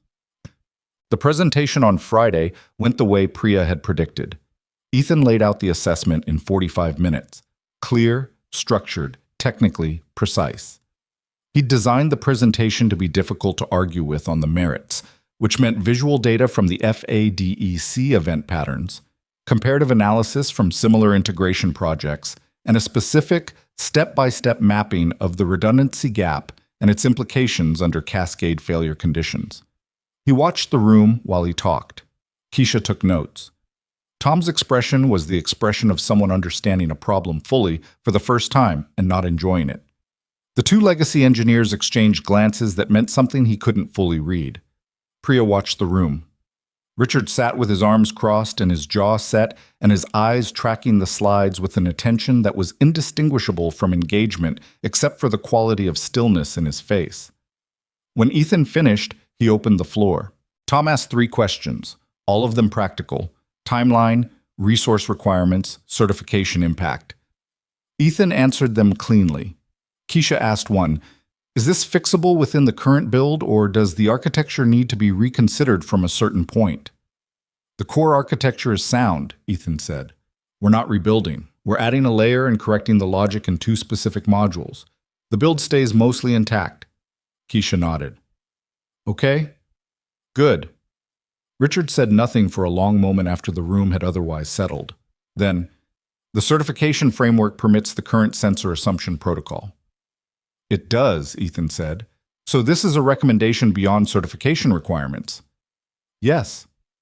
"And you're presenting it as a safety requirement," Ethan said. "Not a certification requirement. Those are sometimes the same thing and sometimes aren't." Richard looked at him. "I've been working in safety systems architecture for 19 years. I know. And the standard in this industry, the standard hasn't caught up to this level of integration complexity," Ethan said. He said it without edge, without apology. "That's not a criticism of your work. It's a fact about where the standards are relative to where the technology is. This project is ahead of its own certification framework." Richard's jaw tightened. "The binding authority clause in your contract," he said. "Yes." "You're invoking it." "I'm saying the redundancy architecture needs to change. That falls under safety-critical elements, so yes." The room was quiet. Priya, from her end of the table, said, "What do we need from each team to make this happen?" Directing the meeting forward with the low-key authority of someone who understood that the argument was over and the question now was execution. Richard stood up, collected his notes, and left the room. No one said anything for a moment. Then Tom said quietly, "I'll need the revised scope in writing by Monday." "You'll have it Sunday," Ethan said. He had it Sunday afternoon, drafted at his kitchen table while Sophie made an argument for why he should buy a specific kind of cereal he'd been resisting on the grounds that it was 80% sugar. "It's 60%, Sophie said. "Where are you getting 60%? "I estimated." "From what?" "From the box." "The box says 8 grams of sugar per serving. How many grams is 60%? "That's not how percentages—" "Dad." She sat down across from him with the cereal box and a calculator app on her tablet. "Let me show you." He pushed his laptop to the side and let her show him, because the math was wrong, but the confidence was real, and he'd learned that correcting the math was less important than letting the reasoning run its course. She proved herself wrong partway through the calculation, frowned at the result, and said, "Okay, it's more than 60%. "How much more?" She calculated. "A lot more." "But it's still good cereal." "I know it's good cereal, Sophie. That's why we're having this conversation." She set the tablet down with the air of someone regrouping. "What if I ate less of it?" "You won't." "I might." "Sophie." She looked at him across the table, cereal box in hand, calculator results still visible on the screen, and the expression she made, somewhere between frustrated and amused at herself, was so purely herself that he had to look back at his laptop before it turned into something more than a regular Sunday morning. "I'll put it on the list," he said. "As a maybe." She put the cereal box down with cautious optimism and went back to whatever she'd been doing. He finished the scope document. It was clean, thorough, and made the technical argument better than Friday's presentation had, because he'd had 2 days to think about what Richard would push back on and had addressed those points directly. He sent it to Tom at 4:17 shout. The following week was the hardest one. Richard did not come back to the project meetings. He sent technical responses through email, Detailed, rigorous, correct in their narrow framing, and consistently missing the broader point. Ethan answered each one the same way, directly, without escalating with the data. He copied Priya on everything, and he copied Ava on the substantive disagreements, as his contract specified. Ava's involvement was minimal and decisive. She read the technical exchanges, asked Ethan 2 questions by email, both of them the right questions, the ones that cut to the actual center of the dispute, and sent Richard a single response that was short enough that Ethan could almost recite it. The safety-critical elements are Ethan's call. Let's focus on what we can move forward together. Richard requested a call with Ava directly. Ethan wasn't on that call. He learned about it from Priya, who had been in the room when Richard came out. "How did it go?" Ethan asked. "He made the technical case clearly," Priya said. "She listened to the whole thing. Then she said the same thing she put in the email." A pause. "He's not happy." "I know." "He's also not going to leave. He's got too much invested in this project." "Good," Ethan said. "I need him here. He knows this code base better than anyone." Priya looked at him. "You're not trying to push him out." "No, why would I?" "Most people in your position—" "I'm not trying to win against Richard," Ethan said. "The goal isn't Richard. The goal is making the system safe." She was quiet for a moment. "You know," she said, "that's genuinely unusual." "What? Having a goal?" "Having that goal." He didn't know what to say to that, so he moved on to the next item on the agenda. About 2 weeks into December, on a Friday evening when Ethan was packing up to leave the Sinclair Dynamics office and get to Briarwood by 5, Ava appeared in the conference room doorway. This was unusual. She came to the floor occasionally for scheduled reviews, for specific meetings, but unscheduled appearances in the late afternoon weren't her pattern. She was carrying her coat over one arm and her phone in her other hand, and she had the look she sometimes had at the end of a hard day. The carefully maintained composure that had gone slightly thin at the edges, the specific tiredness of someone who ran at high speed and felt it mostly at the end of the day when they finally slowed down. "How's it going?" she asked. "Richard's coming around," Ethan said. "Slowly." "I heard. Priya says you've been patient with him. He's technically very good. He just needs the problem reframed." Ava looked at him. "You've been working here 3 weeks, and you already know exactly how he needs to be managed. I've worked with people who protect their work for 20 years. It's not complicated. You just have to make the goal bigger than the credit." She was quiet for a moment. "Can I ask you something personal?" she said. "Depends on how personal." "Semi-personal." She leaned against the doorframe. "Do you miss it? The engineering, the test pilot work?" He thought about this. Genuinely. "The engineering? Yes, every day." He closed his laptop. "The test pilot work? Less than I expected. I miss the problem-solving that came with it. The actual flying part, I could take or leave." "That surprises me." "Why?" "Most pilots I've met define themselves by the flying." "Most pilots I've met aren't fathers," he said. Ava looked at him for a long moment. "You're picking Sophie up tonight?" "In 20 minutes. "I'll walk down with you," she said. "I'm heading out." They rode the elevator down together without talking much. In the lobby, she stopped to check something on her phone, and he waited without impatience, which was something he'd always had, a capacity for stillness that other people sometimes read as disinterest, but wasn't. Outside, the air was cold and wet, the way Seattle air was in December, not quite raining, but not quite not. "Ethan," she said. "Yeah." "The work you're doing on this project," she paused. "It matters. I want you to know that I know it." He looked at her. She wasn't performing the sentiment. She said it the way she'd said thank you on the tarmac, just the fact of it, undecorated. "I know you know it," he said. She nodded once. They went their separate directions in the parking garage, and he drove north through the wet city to get his daughter, and the radio played something he didn't pay attention to, and the lights of Seattle were reflected in the wet streets in long orange and white streaks, and he thought about what it had cost him to be here. The years of Bay 4, the late nights, the serial negotiations, the 7 pages of handwritten notes, and he thought, with a clarity that surprised him a little, that none of it felt like loss. It felt, on this specific Friday evening, like the long way around to something real. He pulled into the Briarwood lot at 5:02. Sophie was waiting outside this time, coat buttoned, backpack on, and when she saw the truck, she raised one hand in the particular wave that meant she'd spotted him before he'd spotted her and wanted credit for it. He honked once. She climbed in, buckled up, and said, "You're on time." "I'm 2 minutes early."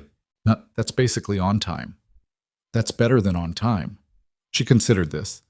"Can we get the cereal?" "It's on the list." As a maybe. As a maybe. She looked out the window. That's practically a yes. He pulled out of the lot and headed home, and she talked about her day with the loose, unedited quality she always had in the first 10 minutes of the drive.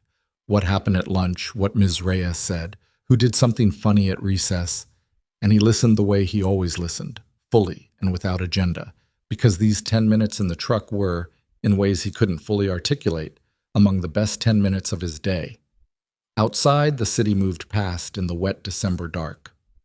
Somewhere in a glass tower by the waterfront, a safety systems architecture was being rebuilt the right way by people who were slowly learning to want the same thing. And in a truck going north through Seattle, a man who'd spent 4 years choosing his daughter over everything else was starting, carefully, to wonder if choosing didn't always have to mean losing. The redundancy architecture took 6 weeks to rebuild, not because the technical problem was intractable. Ethan had mapped it clearly enough in his notes, and Priya's team was good once they had a precise target. But because real work in real organizations moved against resistance that had nothing to do with the work itself. Documentation reviews that took 3 days instead of 1. A change management process that required sign-off from a compliance committee that met bi-weekly. 2 integration tests that failed, not because the new architecture was wrong, but because the testing environment had its own undocumented assumptions baked into it that nobody had thought to examine. And Richard. Richard did not leave, as Priya had predicted. He stayed, and he worked, and he was technically precise in everything he did. But he also had a specific way of raising concerns in meetings, always framed as questions, always technically legitimate, always arriving at a moment when momentum was building, that added friction to every forward step, not enough to stop progress, just enough to make every week feel longer than it was. Ethan handled it the same way each time, directly, without heat, with data. He answered every question fully. He gave Richard credit when Richard's pushback found real issues. And occasionally it did, because Richard genuinely knew the codebase. He made a point, in team meetings, of routing technical questions through Richard when the question was in Richard's domain. After the 4th week, Richard stopped raising questions designed to obstruct and started raising questions designed to understand. It was a small shift, but Priya noticed it, and she told Ethan in the hallway after a Thursday meeting, "He's trying." "I know," Ethan said. "You saw it before I did. He spent 14 months on this architecture. That's not nothing. He needed to feel like the work counted, even if it needed fixing." Priya looked at him with the expression she sometimes had, like she was recalibrating something. "You have an unusual amount of patience for someone with binding authority." "Binding authority just means I don't have to fight for the outcome," he said. "It doesn't mean fighting is the right way to get there." She thought about this for a moment.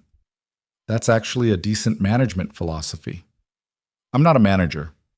"You kind of are," she said, and walked away before he could argue with it. Chet. January arrived. January arrived in Seattle, with gray skies and the democratic misery of cold rain that didn't bother being dramatic about itself. Ethan's mornings at Cascade continued, steady and familiar. Marcus had taken on an additional apprentice, a 23-year-old named Derek II. Not his actual name, but what Marcus called him, because his actual name was also Derek, and the coincidence was, Marcus said, cosmically annoying. And Ethan spent occasional mornings working alongside them both, which he found, unexpectedly, that he liked. There was something clarifying about Bay 4 in the early morning. The work was physical and specific. The problems announced themselves visibly and were solved with your hands. No politics, no change management committee. You either fixed the thing or you didn't. He'd been at Cascade long enough that it had become part of him in a way that was separate from necessity, and he knew it now. Knew that even if the Sinclair Dynamics work led somewhere larger, he wouldn't simply stop caring about aircraft maintenance. He'd just care about it from a different position. Sophie noticed the change in him before he fully articulated it to himself. "You seem different," she said, on a Sunday morning in mid-January, watching him make eggs. "Different how?" "Like you're thinking about two things at the same time and both of them are okay." He turned from the stove. "When did you get philosophical?" "Ms. Reyes says I have good observational skills."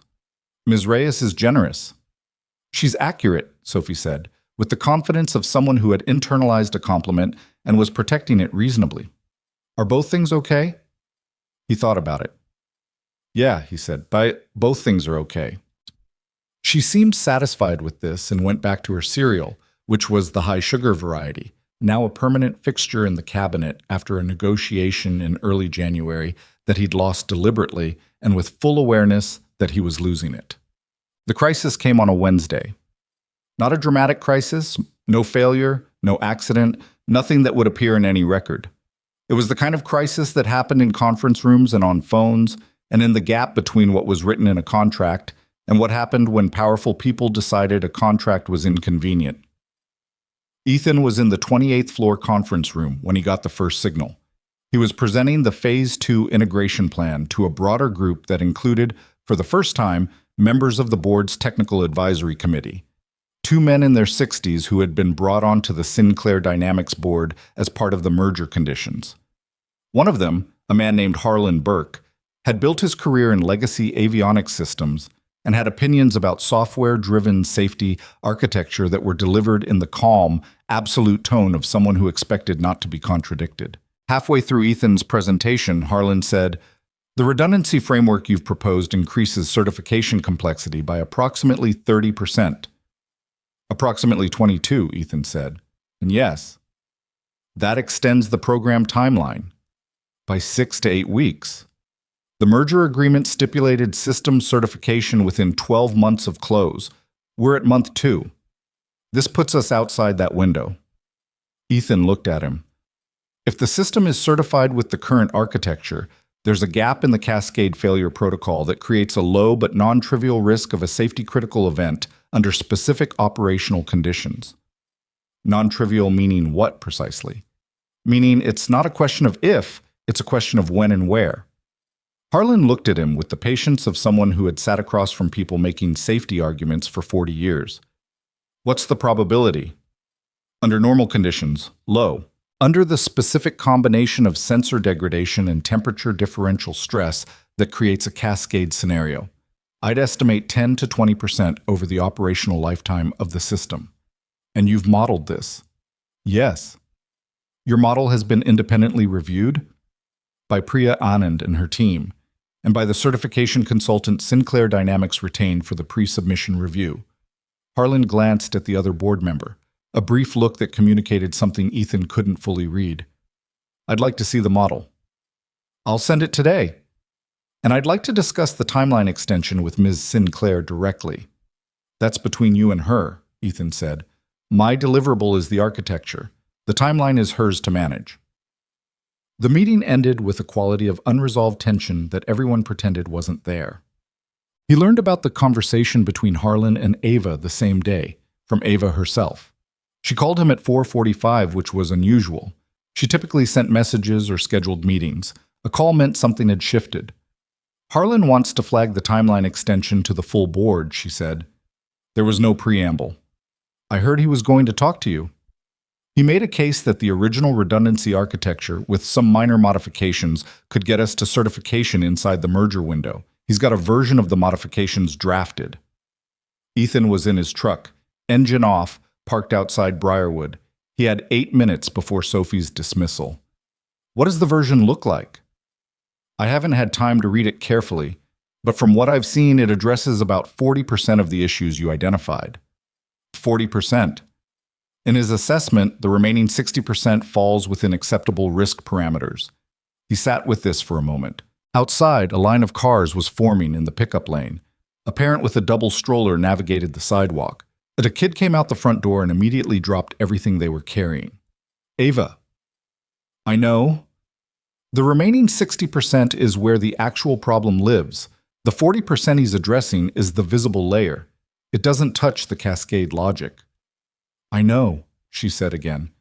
If you certify with his version, you have a system that looks fixed and isn't. I understand what you're saying. Do you also understand what happens if there's an event? The question landed in a silence. Yes, she said. I understand that. Then what are you asking me? I'm not asking you anything. I'm telling you what happened so you're not surprised if the board discussion gets complicated. A pause. I'm not taking Harlan's version. He exhaled, slow. Okay. But I need you to be prepared to defend your architecture to the full board. Formally, with documentation, with the risk model, they're going to push on the timeline. When? 2 weeks. Board meeting, February 4th. He glanced at the school building. The front doors had opened. Kids were beginning to emerge. Okay. This is going to be a harder room than the team presentations. I've been in hard rooms. Harlan's been doing this a long time. He's going to come in with data. Then I'll come in with better data. He paused. Is that what you need to hear? I need to hear that you're not going to back down because a board member has 40 years of industry credibility. I don't back down from things that are true, he said. That's not a personality trait. It's just the math, she said. Yeah. A brief silence. Not uncomfortable. Sophie's coming out, he said. Go. He got out of the truck. Sophie was scanning the pickup lane with the practiced efficiency of a kid who'd been doing this a long time, and when she found him, not in the car, standing by the hood, she frowned slightly, then started toward him. Why are you outside? She asked. Call ran long. Work call? Yeah. She looked at him for a second with the quiet diagnostic eye she sometimes turned on him. Is it okay? It will be, he said. Come on. He spent the 10 days before the board meeting in a state of focused, low-grade intensity that he recognized from his Meridian years. The period before a major test run, when everything narrowed to the problem and its solution, and you carried the work with you everywhere, not anxiously, just completely. The risk model needed to be airtight, not because his assessment was uncertain, he was confident in it, but because a board meeting was a different kind of argument than a technical presentation, and different arguments needed different preparations. He talked to Priya every day. He went back through the certification framework documents, not the ones specific to this project, but the underlying standards, the historical incidents that had shaped them, the published analyses of systems failures that showed exactly the kind of cascade scenarios he was trying to prevent. He found 4 incidents, 3 near misses, and 1 actual event, different platforms, similar logic gaps. 2 of the near misses had never made it into the mainstream certification literature because they'd been caught in internal testing. He had access to the published analyses through an industry research database that his old Meridian credentials still gave him. He sent Priya the 4 cases. She responded within an hour. This is exactly what we needed. I'll format them for board presentation. He also talked to Marcus, which was less strategic and more necessary. Board presentation, Marcus said from under a citations wing. You never did those at Meridian? Not to an adversarial board. How do you know they're adversarial? One of them has a competing position and 14 months of merger timeline at stake. Marcus was quiet for a moment, working something with a socket wrench. You know what I used to do before presentations to difficult people? What? I reminded myself that the difficult person was usually scared of something. Figure out what they're scared of, and you understand why they're pushing. He checked the torque. What's Harlan scared of? Ethan thought about it. That the merger timeline breaks down and the board holds him responsible for recommending a technical solution that caused the delay. So he needs a story where the delay isn't his fault. He needs a story where the delay is unnecessary. Give him a third option, Marcus said. One where the delay is necessary and he's the one who made sure it happened right. Ethan looked at him. You want him on your side, Marcus said. You don't want to beat him. You want him to end up on the right side of this. Make that possible. He drove home from Cascade that evening thinking about what Marcus had said, which was not a technical insight, but was possibly the most useful thing anyone had told him in weeks. He called Ava that night. Sophie was asleep. He was at the kitchen table with his documents and a cup of tea that had gone cold. He called without texting first, which was something they'd both gradually normalized. The calls that started without preamble, about work, that sometimes extended past the work. She answered on the second ring. "I want to reframe the board presentation," he said. "How so?" "Right now it reads as a confrontation between my architecture and Harlan's modified version. I don't want it to be that."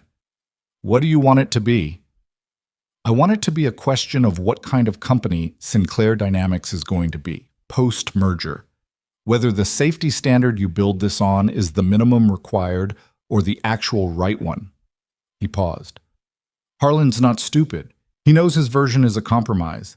I want to give him a path to being the person who recognized that and made the better call." A silence on the other end of the line. "That's either very generous or very strategic," Ava said. "It can be both," he said, which made her laugh.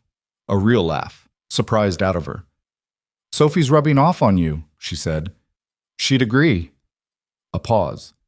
He could hear faintly the sound of her environment, the low ambient hum of wherever she was, which he guessed was her office because she worked late most nights and had mentioned it without framing it as something she'd chosen. Just something that was. "Ethan," she said. "Yeah. What you've built here, the architecture, the team dynamic, the way you've handled Richard and the resistance and all of it." She paused. "It's good work. I want you to know I see it." He'd gotten better at accepting this from her. Not deflecting, not redirecting to the technical. He just said, "Thank you. I mean it. I know you do." Another pause, warmer than the silences at the beginning of their working relationship. "Get some sleep," she said. "You have 10 days. I'm aware." "The tea's cold, isn't it?" He looked at the cup. "How do you know about the tea?" "You always make tea when you work late. Sophie told me." "When did Sophie tell you that?" "Last week. I ran into her and Mrs. Hoffman when I was coming out of the parking garage. She gave me a full briefing." He put his hand over his face. "What kind of briefing?" "Tea. Cereal negotiations. The dishwasher top rack. A beat." "She also told me you've been sleeping better lately." "She monitors my sleep?" "She says you used to have the lights on at midnight. Now it's more like 10:30. He didn't know what to say to this. "She pays attention," Ava said, and there was something in her voice that was softer than her usual register. Not performed, just real. "Yeah," he said. "She does." Martin. The board meeting was on a Tuesday. Ethan wore his one good jacket, charcoal, bought for a conference at Meridian 8 years ago, still fit fine, and drove downtown in the gray February morning with his presentation on a thumb drive and the 4 incident analyses printed and bound by Priya's assistant the evening before. The boardroom was on the 35th floor, with a view that made the 28th floor conference room look modest. 12 people around a long table, Ava at one end, Harlan Burke on the left side, third seat from the head. 2 lawyers. 3 board members Ethan hadn't met, Tom and Priya in observer seats along the wall. Ethan set up his materials, tested the presentation display, and sat down. Harlan looked at him across the table with the expression of a man who had walked into rooms like this hundreds of times and had calibrated expectations for how they went. "Before we start," Ethan said, "I want to acknowledge something." Everyone looked at him. The architecture that's currently in place represents 14 months of serious work by a very capable team. It passes certification as written. The question I'm here to answer isn't whether that work was done badly. It wasn't. The question is whether the certification standard is the right standard for this specific platform, given what this platform does. Harlan's expression shifted slightly. "I've identified 4 incidents in the past decade," Ethan continued, "involving safety-critical systems that passed similar certification frameworks and later experienced failures in the specific edge case scenario this platform creates. 3 near misses and 1 event. I'm not presenting these to alarm anyone. I'm presenting them because they show exactly what the gap looks like in real-world conditions." He looked at Harlan. "You've seen gaps like this before. So have I. We both know what they cost." A silence. Harlan sat back slightly in his chair. Go ahead, Harlan said. Ethan presented for 40 minutes. He walked through the technical case cleanly, without rushing, without overselling. He presented the 4 incidents in detail, what the logic gaps looked like, how the cascade conditions developed, what the outcome had been. He walked through the revised architecture and showed exactly how it addressed each failure mode. Then he said, "The 6 to 8 week extension is real and it matters. I'm not asking the board to ignore the merger timeline. I'm asking you to consider what it would cost to certify inside the window with a known gap and then have an event 18 months from now. Not just in human terms, in legal terms, in terms of what the company looks like to the FAA and to every future partner and customer." He paused. "The 6 weeks of delay, protected by this board's decision, is not a cost," he said. "It's a defense. It's the board saying, we knew the standard wasn't enough, and we built to a higher one anyway." He looked at Harlan when he said it. Harlan looked at him. The room was quiet for a long moment. Then Harlan said, "Walk me through the cascade failure sequence in the 3rd incident. I want to understand the sensor degradation timeline." Ethan walked him through it. They went back and forth for 20 minutes, Harlan asking specific, penetrating technical questions, Ethan answering them directly, each answer building on the last, until the exchange had its own momentum that the rest of the room followed quietly. At the end of it, Harlan said, "The modified architecture I submitted last week doesn't address the N2 deviation scenario." "No," Ethan said. "It doesn't." A pause. "Mine does?" Ethan said. "Completely." Harlan looked at Ava. "I'd recommend the board approve the timeline extension," he said. "The architecture revision is necessary." The vote was 8-1, the one being a board member who'd barely spoken and whose objection was about documentation format rather than substance. Afterward, in the hallway outside the boardroom, Priya found him before anyone else. "Harlan changed his position," she said. "He made a better assessment with better information. He'd made up his mind before he walked in." "He thought he had," Ethan said. "That's different." Priya looked at him. "You knew that was the play. The whole reframe." Marcus suggested it. "Your mechanic friend." "My colleague." She shook her head once, smiling slightly. "I want to buy Marcus a drink." He'd accept that. Ava appeared a few minutes later, the last person out of the boardroom. She looked the way she sometimes looked after a meeting that had gone right. Not jubilant, just settled, the particular stillness of someone who'd been braced for a harder impact and received a manageable one. She stood next to Ethan in the hallway and didn't say anything for a moment. Then, 8-1. "Yeah. You got Harlan." "He got himself," Ethan said. "I just didn't make it impossible." She looked at him. In the hallway light, with her arms at her sides and the boardroom behind her, she looked like herself, not the CEO performance version, not the carefully maintained public version, just a person who was tired in a good way and hadn't bothered to hide it. "Dinner," she said. "To celebrate. Tonight, if you can. Sophie, too, obviously. There's a place near Pike Place, good pasta, not fancy." He thought about it for approximately half a second. "She'll want breadcrumbs on it," he said. "I'll request breadcrumbs." "And she'll ask you about the plane." "I'll tell her about the plane."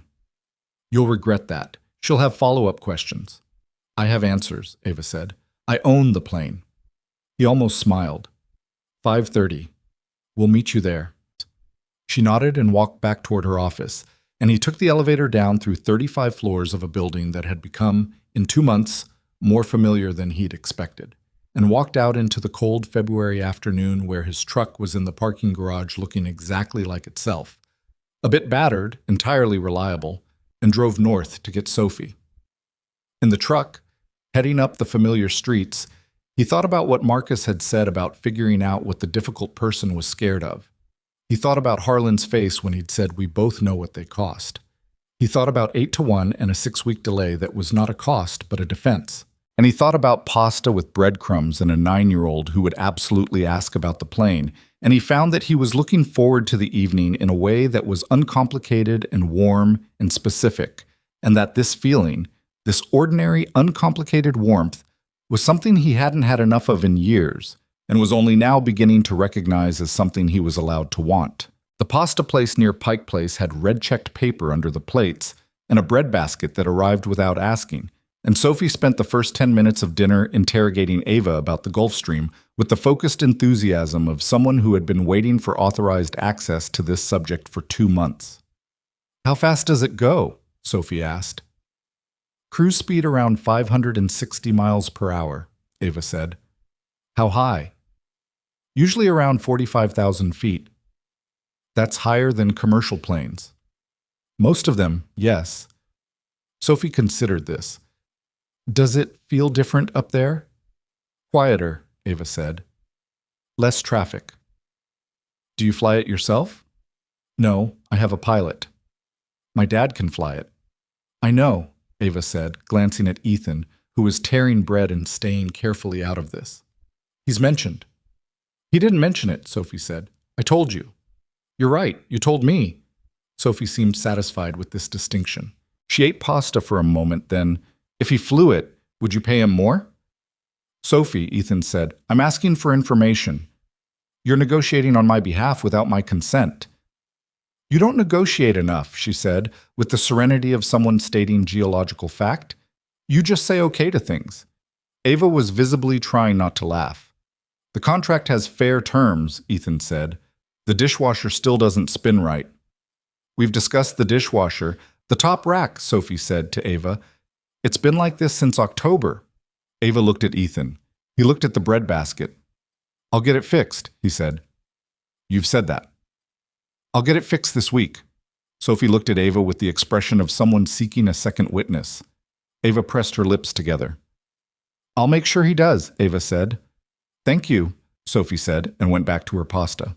Ethan sat across from both of them in the warm light of a restaurant that smelled of garlic and old wood, and felt something settle in his chest that he didn't immediately try to name, just let it be there, whatever it was. The breadcrumbs were on the pasta, the dinner was good, the February cold was outside and they were not in it. This was the beginning of what the year became. The safety systems architecture was certified in April, not the 6-week extension Ethan had projected, but 7, one additional week lost to an integration conflict that Priya caught during final testing, a smaller version of exactly the kind of problem Ethan had been designing against, which arrived with the timing of something that wanted to prove a point. They fixed it. They documented it. They submitted. The FAA certification examiner was a woman named Carol Sturgis, who had been reviewing aviation safety systems for 22 years and had the specific, unhurried thoroughness of someone who had seen every kind of corner cut and every kind of good faith effort and could tell the difference between them. She went through the Sinclair Dynamics submission over 3 weeks, came back with 11 questions, received 11 complete answers, and issued her finding. Ethan was at Cascade when Ava called. "Certified," she said. "Any conditions?" "Clean. No conditions, no remediation requirements." She noted, this is a direct quote, that the redundancy architecture represented, quote, "a thoughtful approach to edge case failure modes that exceeded current regulatory minimums." He was quiet for a moment. "That's good," he said. "That's better than good, Ethan." "It's what it needed to be." He heard her exhale on the other end. Not frustration, just the sound of someone putting down something they'd been carrying. "Can you let yourself be pleased about something for 30 seconds? "I'm pleased." "You sound like you're reading a work order." "I'm pleased and I'm at work." "Fine. Be pleased quietly. I'll be pleased enough for both of us." A pause. "Dinner tonight. To actually celebrate this time, not just the board vote." "We had dinner in February. That was relief, not celebration. Those are different." He thought about this. They were different. "Okay, same place?" "Sophie will want breadcrumbs." "She always wants breadcrumbs." "Then yes, same place." The dishwasher had been fixed in February, 3 days after the dinner, by a repair technician Ethan found through Cascade's facilities contact, because it turned out the motor needed a part he didn't have. Sophie had documented the repair with a photo on her tablet and sent it to Ava with the message, "Top rack confirmed spinning, SW." Ava had replied, "Photographic evidence. Impressive. A S." Sophie had shown Ethan the exchange with the gravity of someone who had completed an important administrative task. This was, roughly, how things went between the three of them through the spring, not in any planned way, just in the way that proximity and shared investment and genuine liking created a texture of small, real moments. Ava came to the Fremont apartment occasionally for working dinners that started as working dinners and ended as dinners. Sophie treated her with the frank, unsentimentalized warmth she extended to people she'd decided were worth paying attention to, which was its own high bar. Ava, for her part, was not someone who performed ease with children. She was too direct for that, too uninterested in the modified register adults sometimes used, which was, paradoxically, exactly what Sophie responded to. They argued about things. Ava thought Sophie should learn to code. Sophie thought Ava should learn what a good book was. This debate was ongoing. Neither of them was winning. Ethan watched it from the middle, sometimes amused, sometimes not, always aware that something was being constructed in these ordinary evenings that he hadn't built by design and wouldn't have known how to build by design. The kind of thing that only assembled itself out of real encounters and real friction in real time. He left Cascade in June. It wasn't dramatic. He gave 6 weeks' notice, as professional courtesy rather than contractual requirement. Garrett took it the way Garrett took most things, with a practical acceptance that didn't preclude genuine feeling. "You've been doing both for 6 months," Garrett said. "It was coming." "I didn't know it was coming," Ethan said. "I did." Garrett paused. "You're good at this work. You'll be good at the other work. Some people can only be in one place. You're not one of them." He offered his hand. "Take care of yourself." "You too." Marcus threw a small, unannounced lunch on Ethan's last Friday. Sandwiches from the deli 2 blocks away, the good kind, eaten at the workbenches in Bay 4. Derek II came. Janet from Flight Ops came. A handful of the other techs. Nobody made speeches. They ate sandwiches and talked about various aircraft and various problems, and at the end Marcus shook his hand and said, 8 pages of notes, and Ethan laughed. Actually laughed, the full kind, because he'd gotten to 10 by the time the project was done, and Marcus knew it. He kept his Cascade badge in the truck's center console. He didn't think about why. It was just there. His official title at Sinclair Dynamics, starting July 1st, was Director of Safety Architecture. The title had been Ava's idea. He'd suggested something more modest. She'd said, with the particular firmness she used when she'd already made a decision and was informing rather than discussing, "You built a safety architecture that passed FAA certification with 0 conditions. The title should reflect what the work actually was." He'd said, "You're overcomplicating the title." She'd said, "You're undervaluing the work. These are related problems." He'd accepted the title. His office was on the 28th floor near Priya's workspace, with a window that looked west toward the Sound. He spent most of his time at a standing desk covered in documentation and coffee cups, and the occasional drawing from Sophie, who had taken to sending him illustrated notes via Ava's work email when she found something she thought he should see. A bird from the backyard, a math problem she'd solved in an interesting way. Once a very serious portrait of the top rack of the dishwasher with the caption still spinning, Week 14. Richard was still on the team. They had reached a working relationship that Ethan would describe as functional, and Richard would probably describe the same way, though with different inflection. They disagreed regularly and argued precisely, and occasionally one of them was wrong, and over time there developed between them the specific respect of people who'd fought about the same problem long enough to understand each other's thinking, which was not friendship, but was something real. Priya got promoted to VP of Engineering in August. She sent Ethan a 1-line email, "Your fault." He replied, "Accept the title.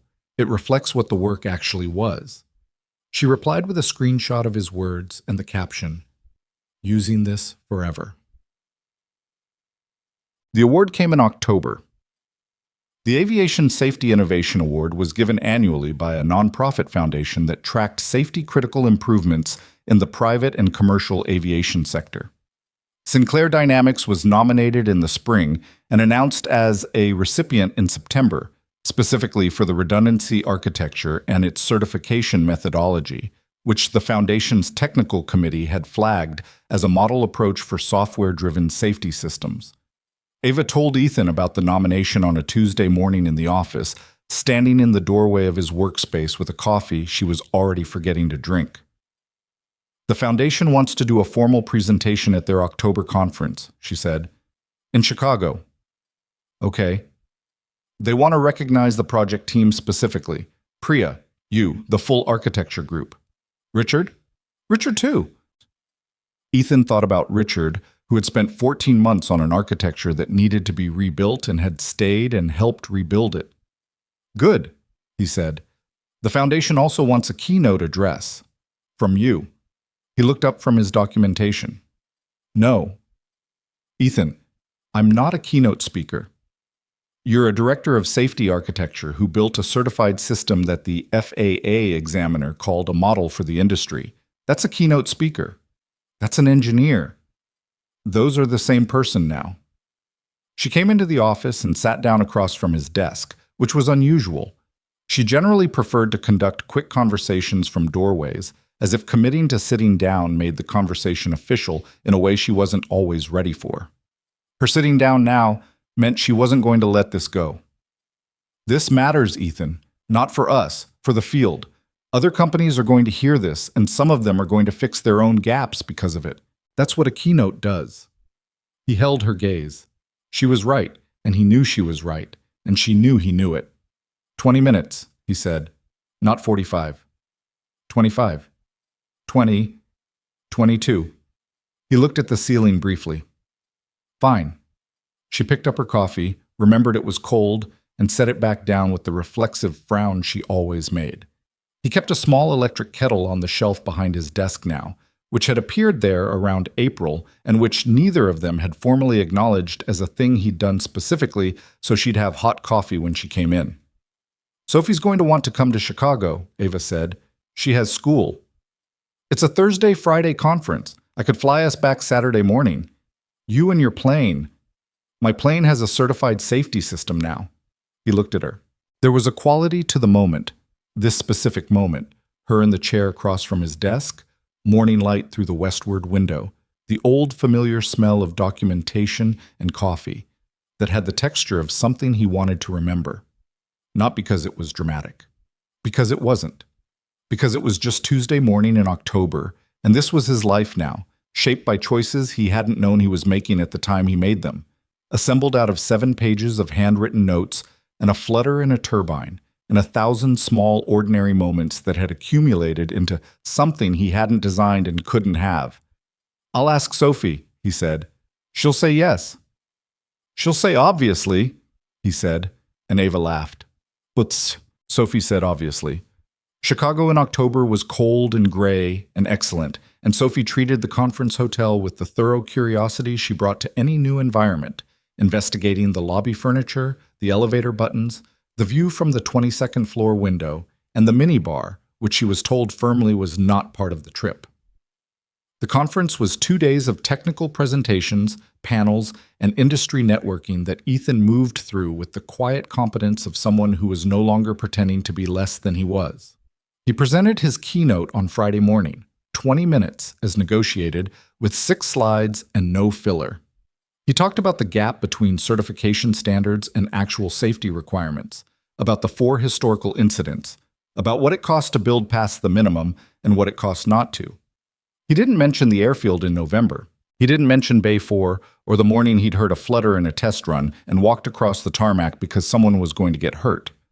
He just talked about the engineering, the specific problem and the specific solution, and the principle underneath both of them, that the minimum standard was always a floor, never a ceiling, and that treating it like a ceiling was how the serious failures happened. The room was full. People took notes. In the front row, Ava sat with her arms crossed and her expression still, which was how she looked when she was paying close attention to something. At the end, when the applause came, she didn't clap with the crowd's rhythm. She started a beat late, when the room was settling, and it was somehow more genuine for it. Afterward, in the hall, a woman named Dr. Adeyemi, lead safety engineer for a mid-sized commercial carrier, stopped him. The cascade failure sequence in your 3rd historical incident, she said. We have a similar integration setup. I'd like to talk to you about what your redundancy framework looks like at the component level. Ethan talked to her for 20 minutes. He gave her Priya's contact information and his own. She shook his hand with the directness of someone who didn't use handshakes as social ceremony. Priya appeared at his elbow after she left. She's going to fix something, Priya said. That's the idea. In a fleet of aircraft. Hopefully. Priya looked at him for a moment. You know what's strange? You're the best argument I've ever seen for why the right person in the wrong job is still the wrong answer. But you're also the best argument for why the path matters. He wasn't sure he fully followed that. What do you mean? You spent 4 years in Bay 4. You know how those aircraft actually behave, not from manuals, from maintenance. When you built the architecture, you built it from that. She paused. Someone who went straight from test pilot to director wouldn't have built it the same way. He thought about this. He thought about 4 years of pre-dawn drives and break room coffee and the specific smell of hydraulic fluid and the way Marcus handed tools without being asked because they'd worked together long enough to stop needing to ask. He thought about the laminated photo of Sophie on his tool locker, the serious, unsmiling school picture that was supposed to look sophisticated and looked like a 7-year-old doing tax law. He thought about all the hours that had felt like waiting and were actually, he understood now, a kind of education you couldn't get any other way. Maybe, he said. Not maybe, Priya said. The award ceremony was Friday evening, in a ballroom that was more formal than anyone on the technical side of the conference was comfortable with, which generated a low background energy of engineers in good jackets looking slightly uncertain about where to put their hands. The Foundation's executive director gave a brief address about the importance of safety culture in aviation, and then the Sinclair Dynamics team was called to the stage. Priya, Richard, Keisha, Tom, and Ethan. Richard stood next to Ethan on the stage, and in a low voice that no one else could hear, said, I still think the original architecture would have passed every real-world scenario. Probably, Ethan said, but probably isn't good enough. No, Ethan said. It isn't. Richard nodded once, looking out at the room, and that was the closest they ever got to fully settling something between them, which was fine. Some things resolved completely, and some things resolved enough. This was enough. In the second row of the ballroom, Sophie was sitting next to Ava, wearing the good dress she'd negotiated for specifically for this trip, and she was watching the stage with the focused attention she gave to things that mattered to her. When the Foundation director said Ethan's name in the commendation, specifically, when she said that the redundancy architecture represented a standard the entire field would benefit from learning, Sophie looked at Ava and said something that Ethan couldn't hear from the stage. Ava looked down at her and said something back. Later, in the cab back to the hotel, Sophie told him what she'd said.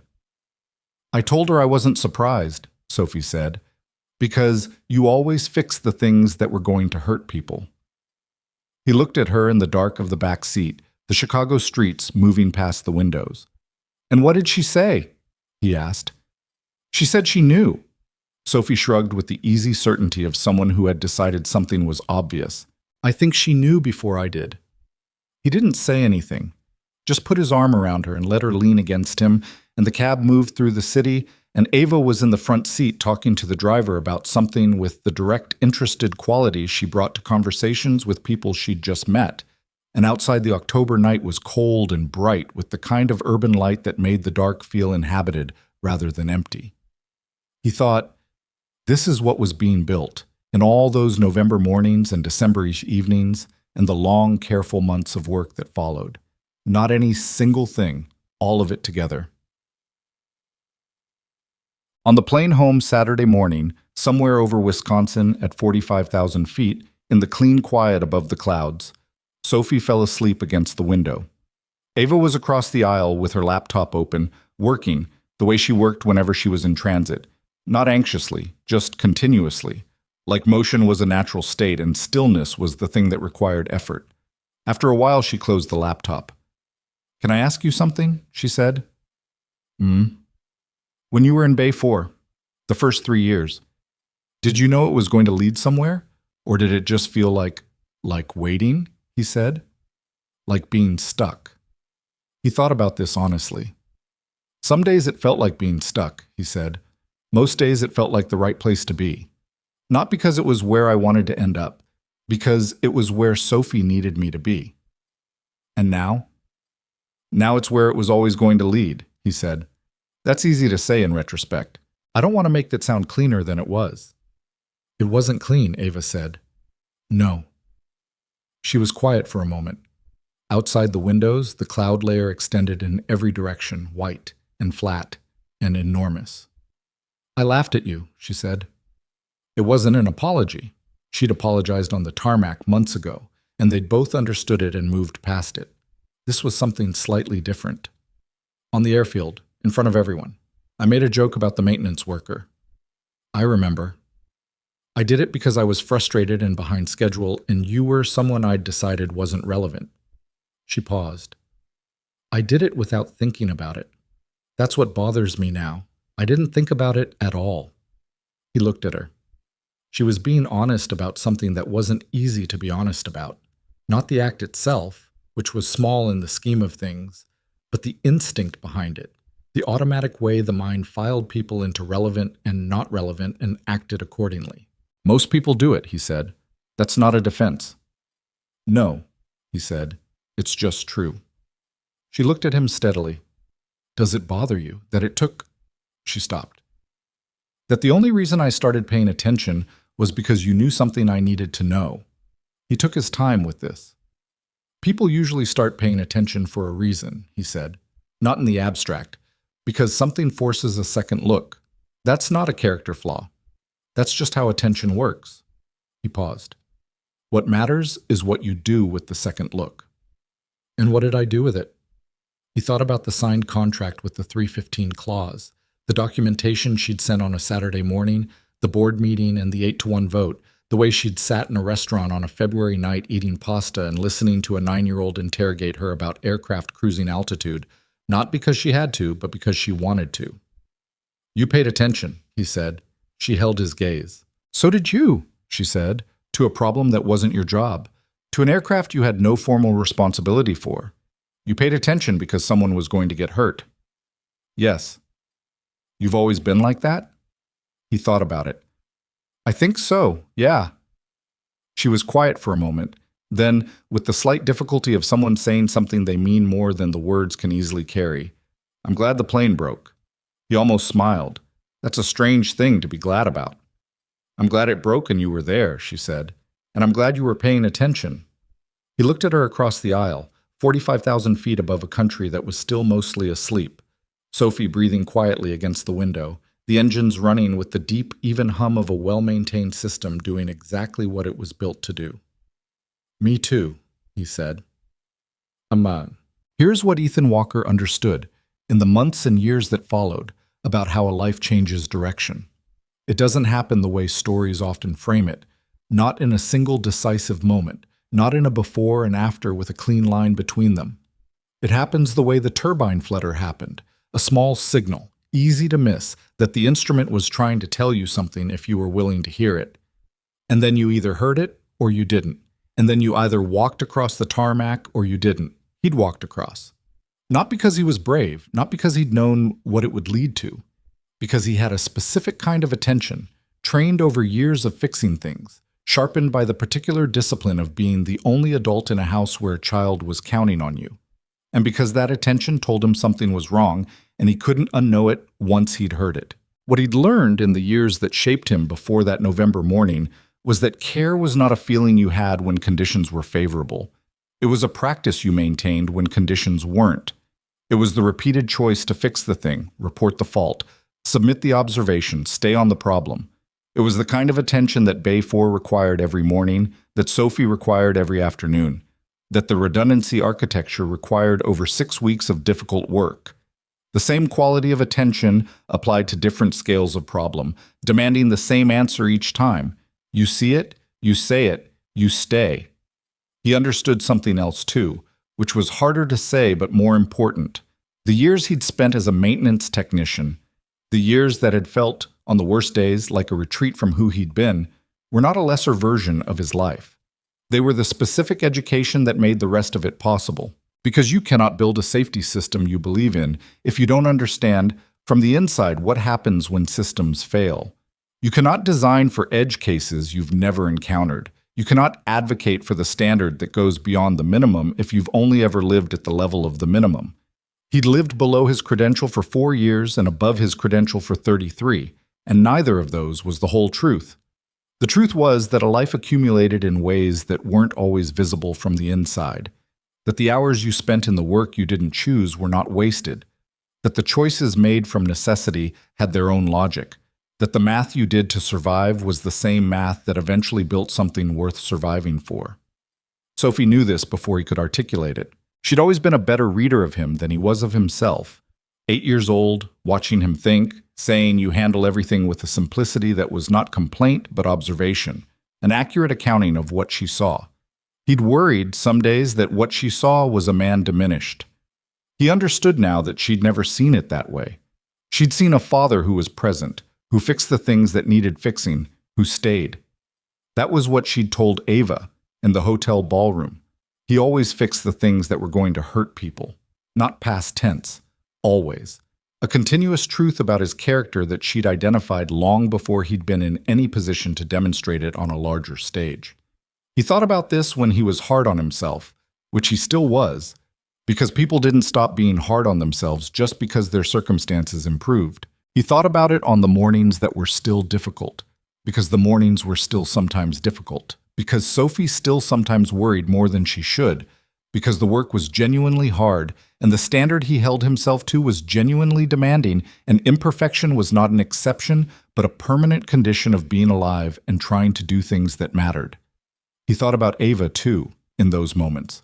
Not the CEO who had made a joke on the tarmac, not that version, which had lasted one morning and been replaced by something more complicated and real. The person who had read 7 pages of handwritten notes on a Saturday, who had put a 315 clause in a contract and meant it, who came to his office doorway in the mornings and forgot to drink her coffee and asked the right questions and built, in the course of an ordinary working relationship, something that was not ordinary at all. He had not expected her. He had not designed for her any more than he designed for Bay 4, or the November morning, or the flutter that changed everything. But he'd been paying the right kind of attention, and so had she. And what attention found when two people were genuinely looking was usually more than either of them had anticipated. The following October, Briarwood Elementary held its annual science night, and Sophie won the 3rd grade engineering competition with a model aircraft safety system built out of cardboard, wire, and a small motor salvaged from a broken toy. Her write-up, which was 2 pages in her large, careful handwriting, explained what a redundancy architecture was and why the backup system mattered more than the primary one. Miss Reyes, who had read it twice, told Ethan at pickup that it was one of the most technically sophisticated submissions she'd received in 11 years of teaching 3rd grade. "Where did she learn this?" Ms. Reyes asked. "From me," Ethan said, "and from someone she knows." He drove home with Sophie and the first place ribbon and a model aircraft that had small red flags on 2 structural points where Sophie had identified failure modes. At dinner, Ava held the model and examined the flags with the focused attention she brought to technical objects. "Here and here," she said. "The frame is too rigid at the joint," Sophie said. "Rigid things break. You need flex." Ava looked at Ethan. He said nothing because nothing needed to be said. She put the model carefully back on the table. "You're going to be an engineer," she said. "Maybe," Sophie said, "or a pilot, or both." She considered this seriously. "Dad does both." "He does," Ava said. Sophie looked at her with the frank, unadorned attention she'd been directing at Ava for almost a year now. Not testing, just seeing. "You're happy," Sophie said. Not a question. Ava looked at her, then across the table at Ethan, then back. "Yes," she said. Simply and without performance, the way you said a true thing when you didn't need to make it anything other than true. Sophie nodded, satisfied, the way she nodded when arithmetic came out right. "Good," she said, and reached for the bread. Outside, Seattle was doing what Seattle did in October, cycling through light and rain in no particular order. The sky by turns gray and briefly gold, the water of the Sound visible on clear lines of sight between the buildings, the city moving forward in its ordinary way. And in an apartment in Fremont that smelled of garlic and old books and something like settled happiness, 3 people ate dinner around a table that was slightly too small and talked about nothing very important. And the model aircraft sat on the counter with its red flags marking the places that needed tending. And the evening went on the way evenings went on when the day had been good and tomorrow was already something to look forward to. Ethan Walker had stopped waiting for his life to resume. He understood now that it had never been suspended, only changing shape, the way everything real did, in ways that couldn't always be seen from the inside until there was enough distance to look back. He had paid attention. He had stayed. That was, in the end, most of what it ever took.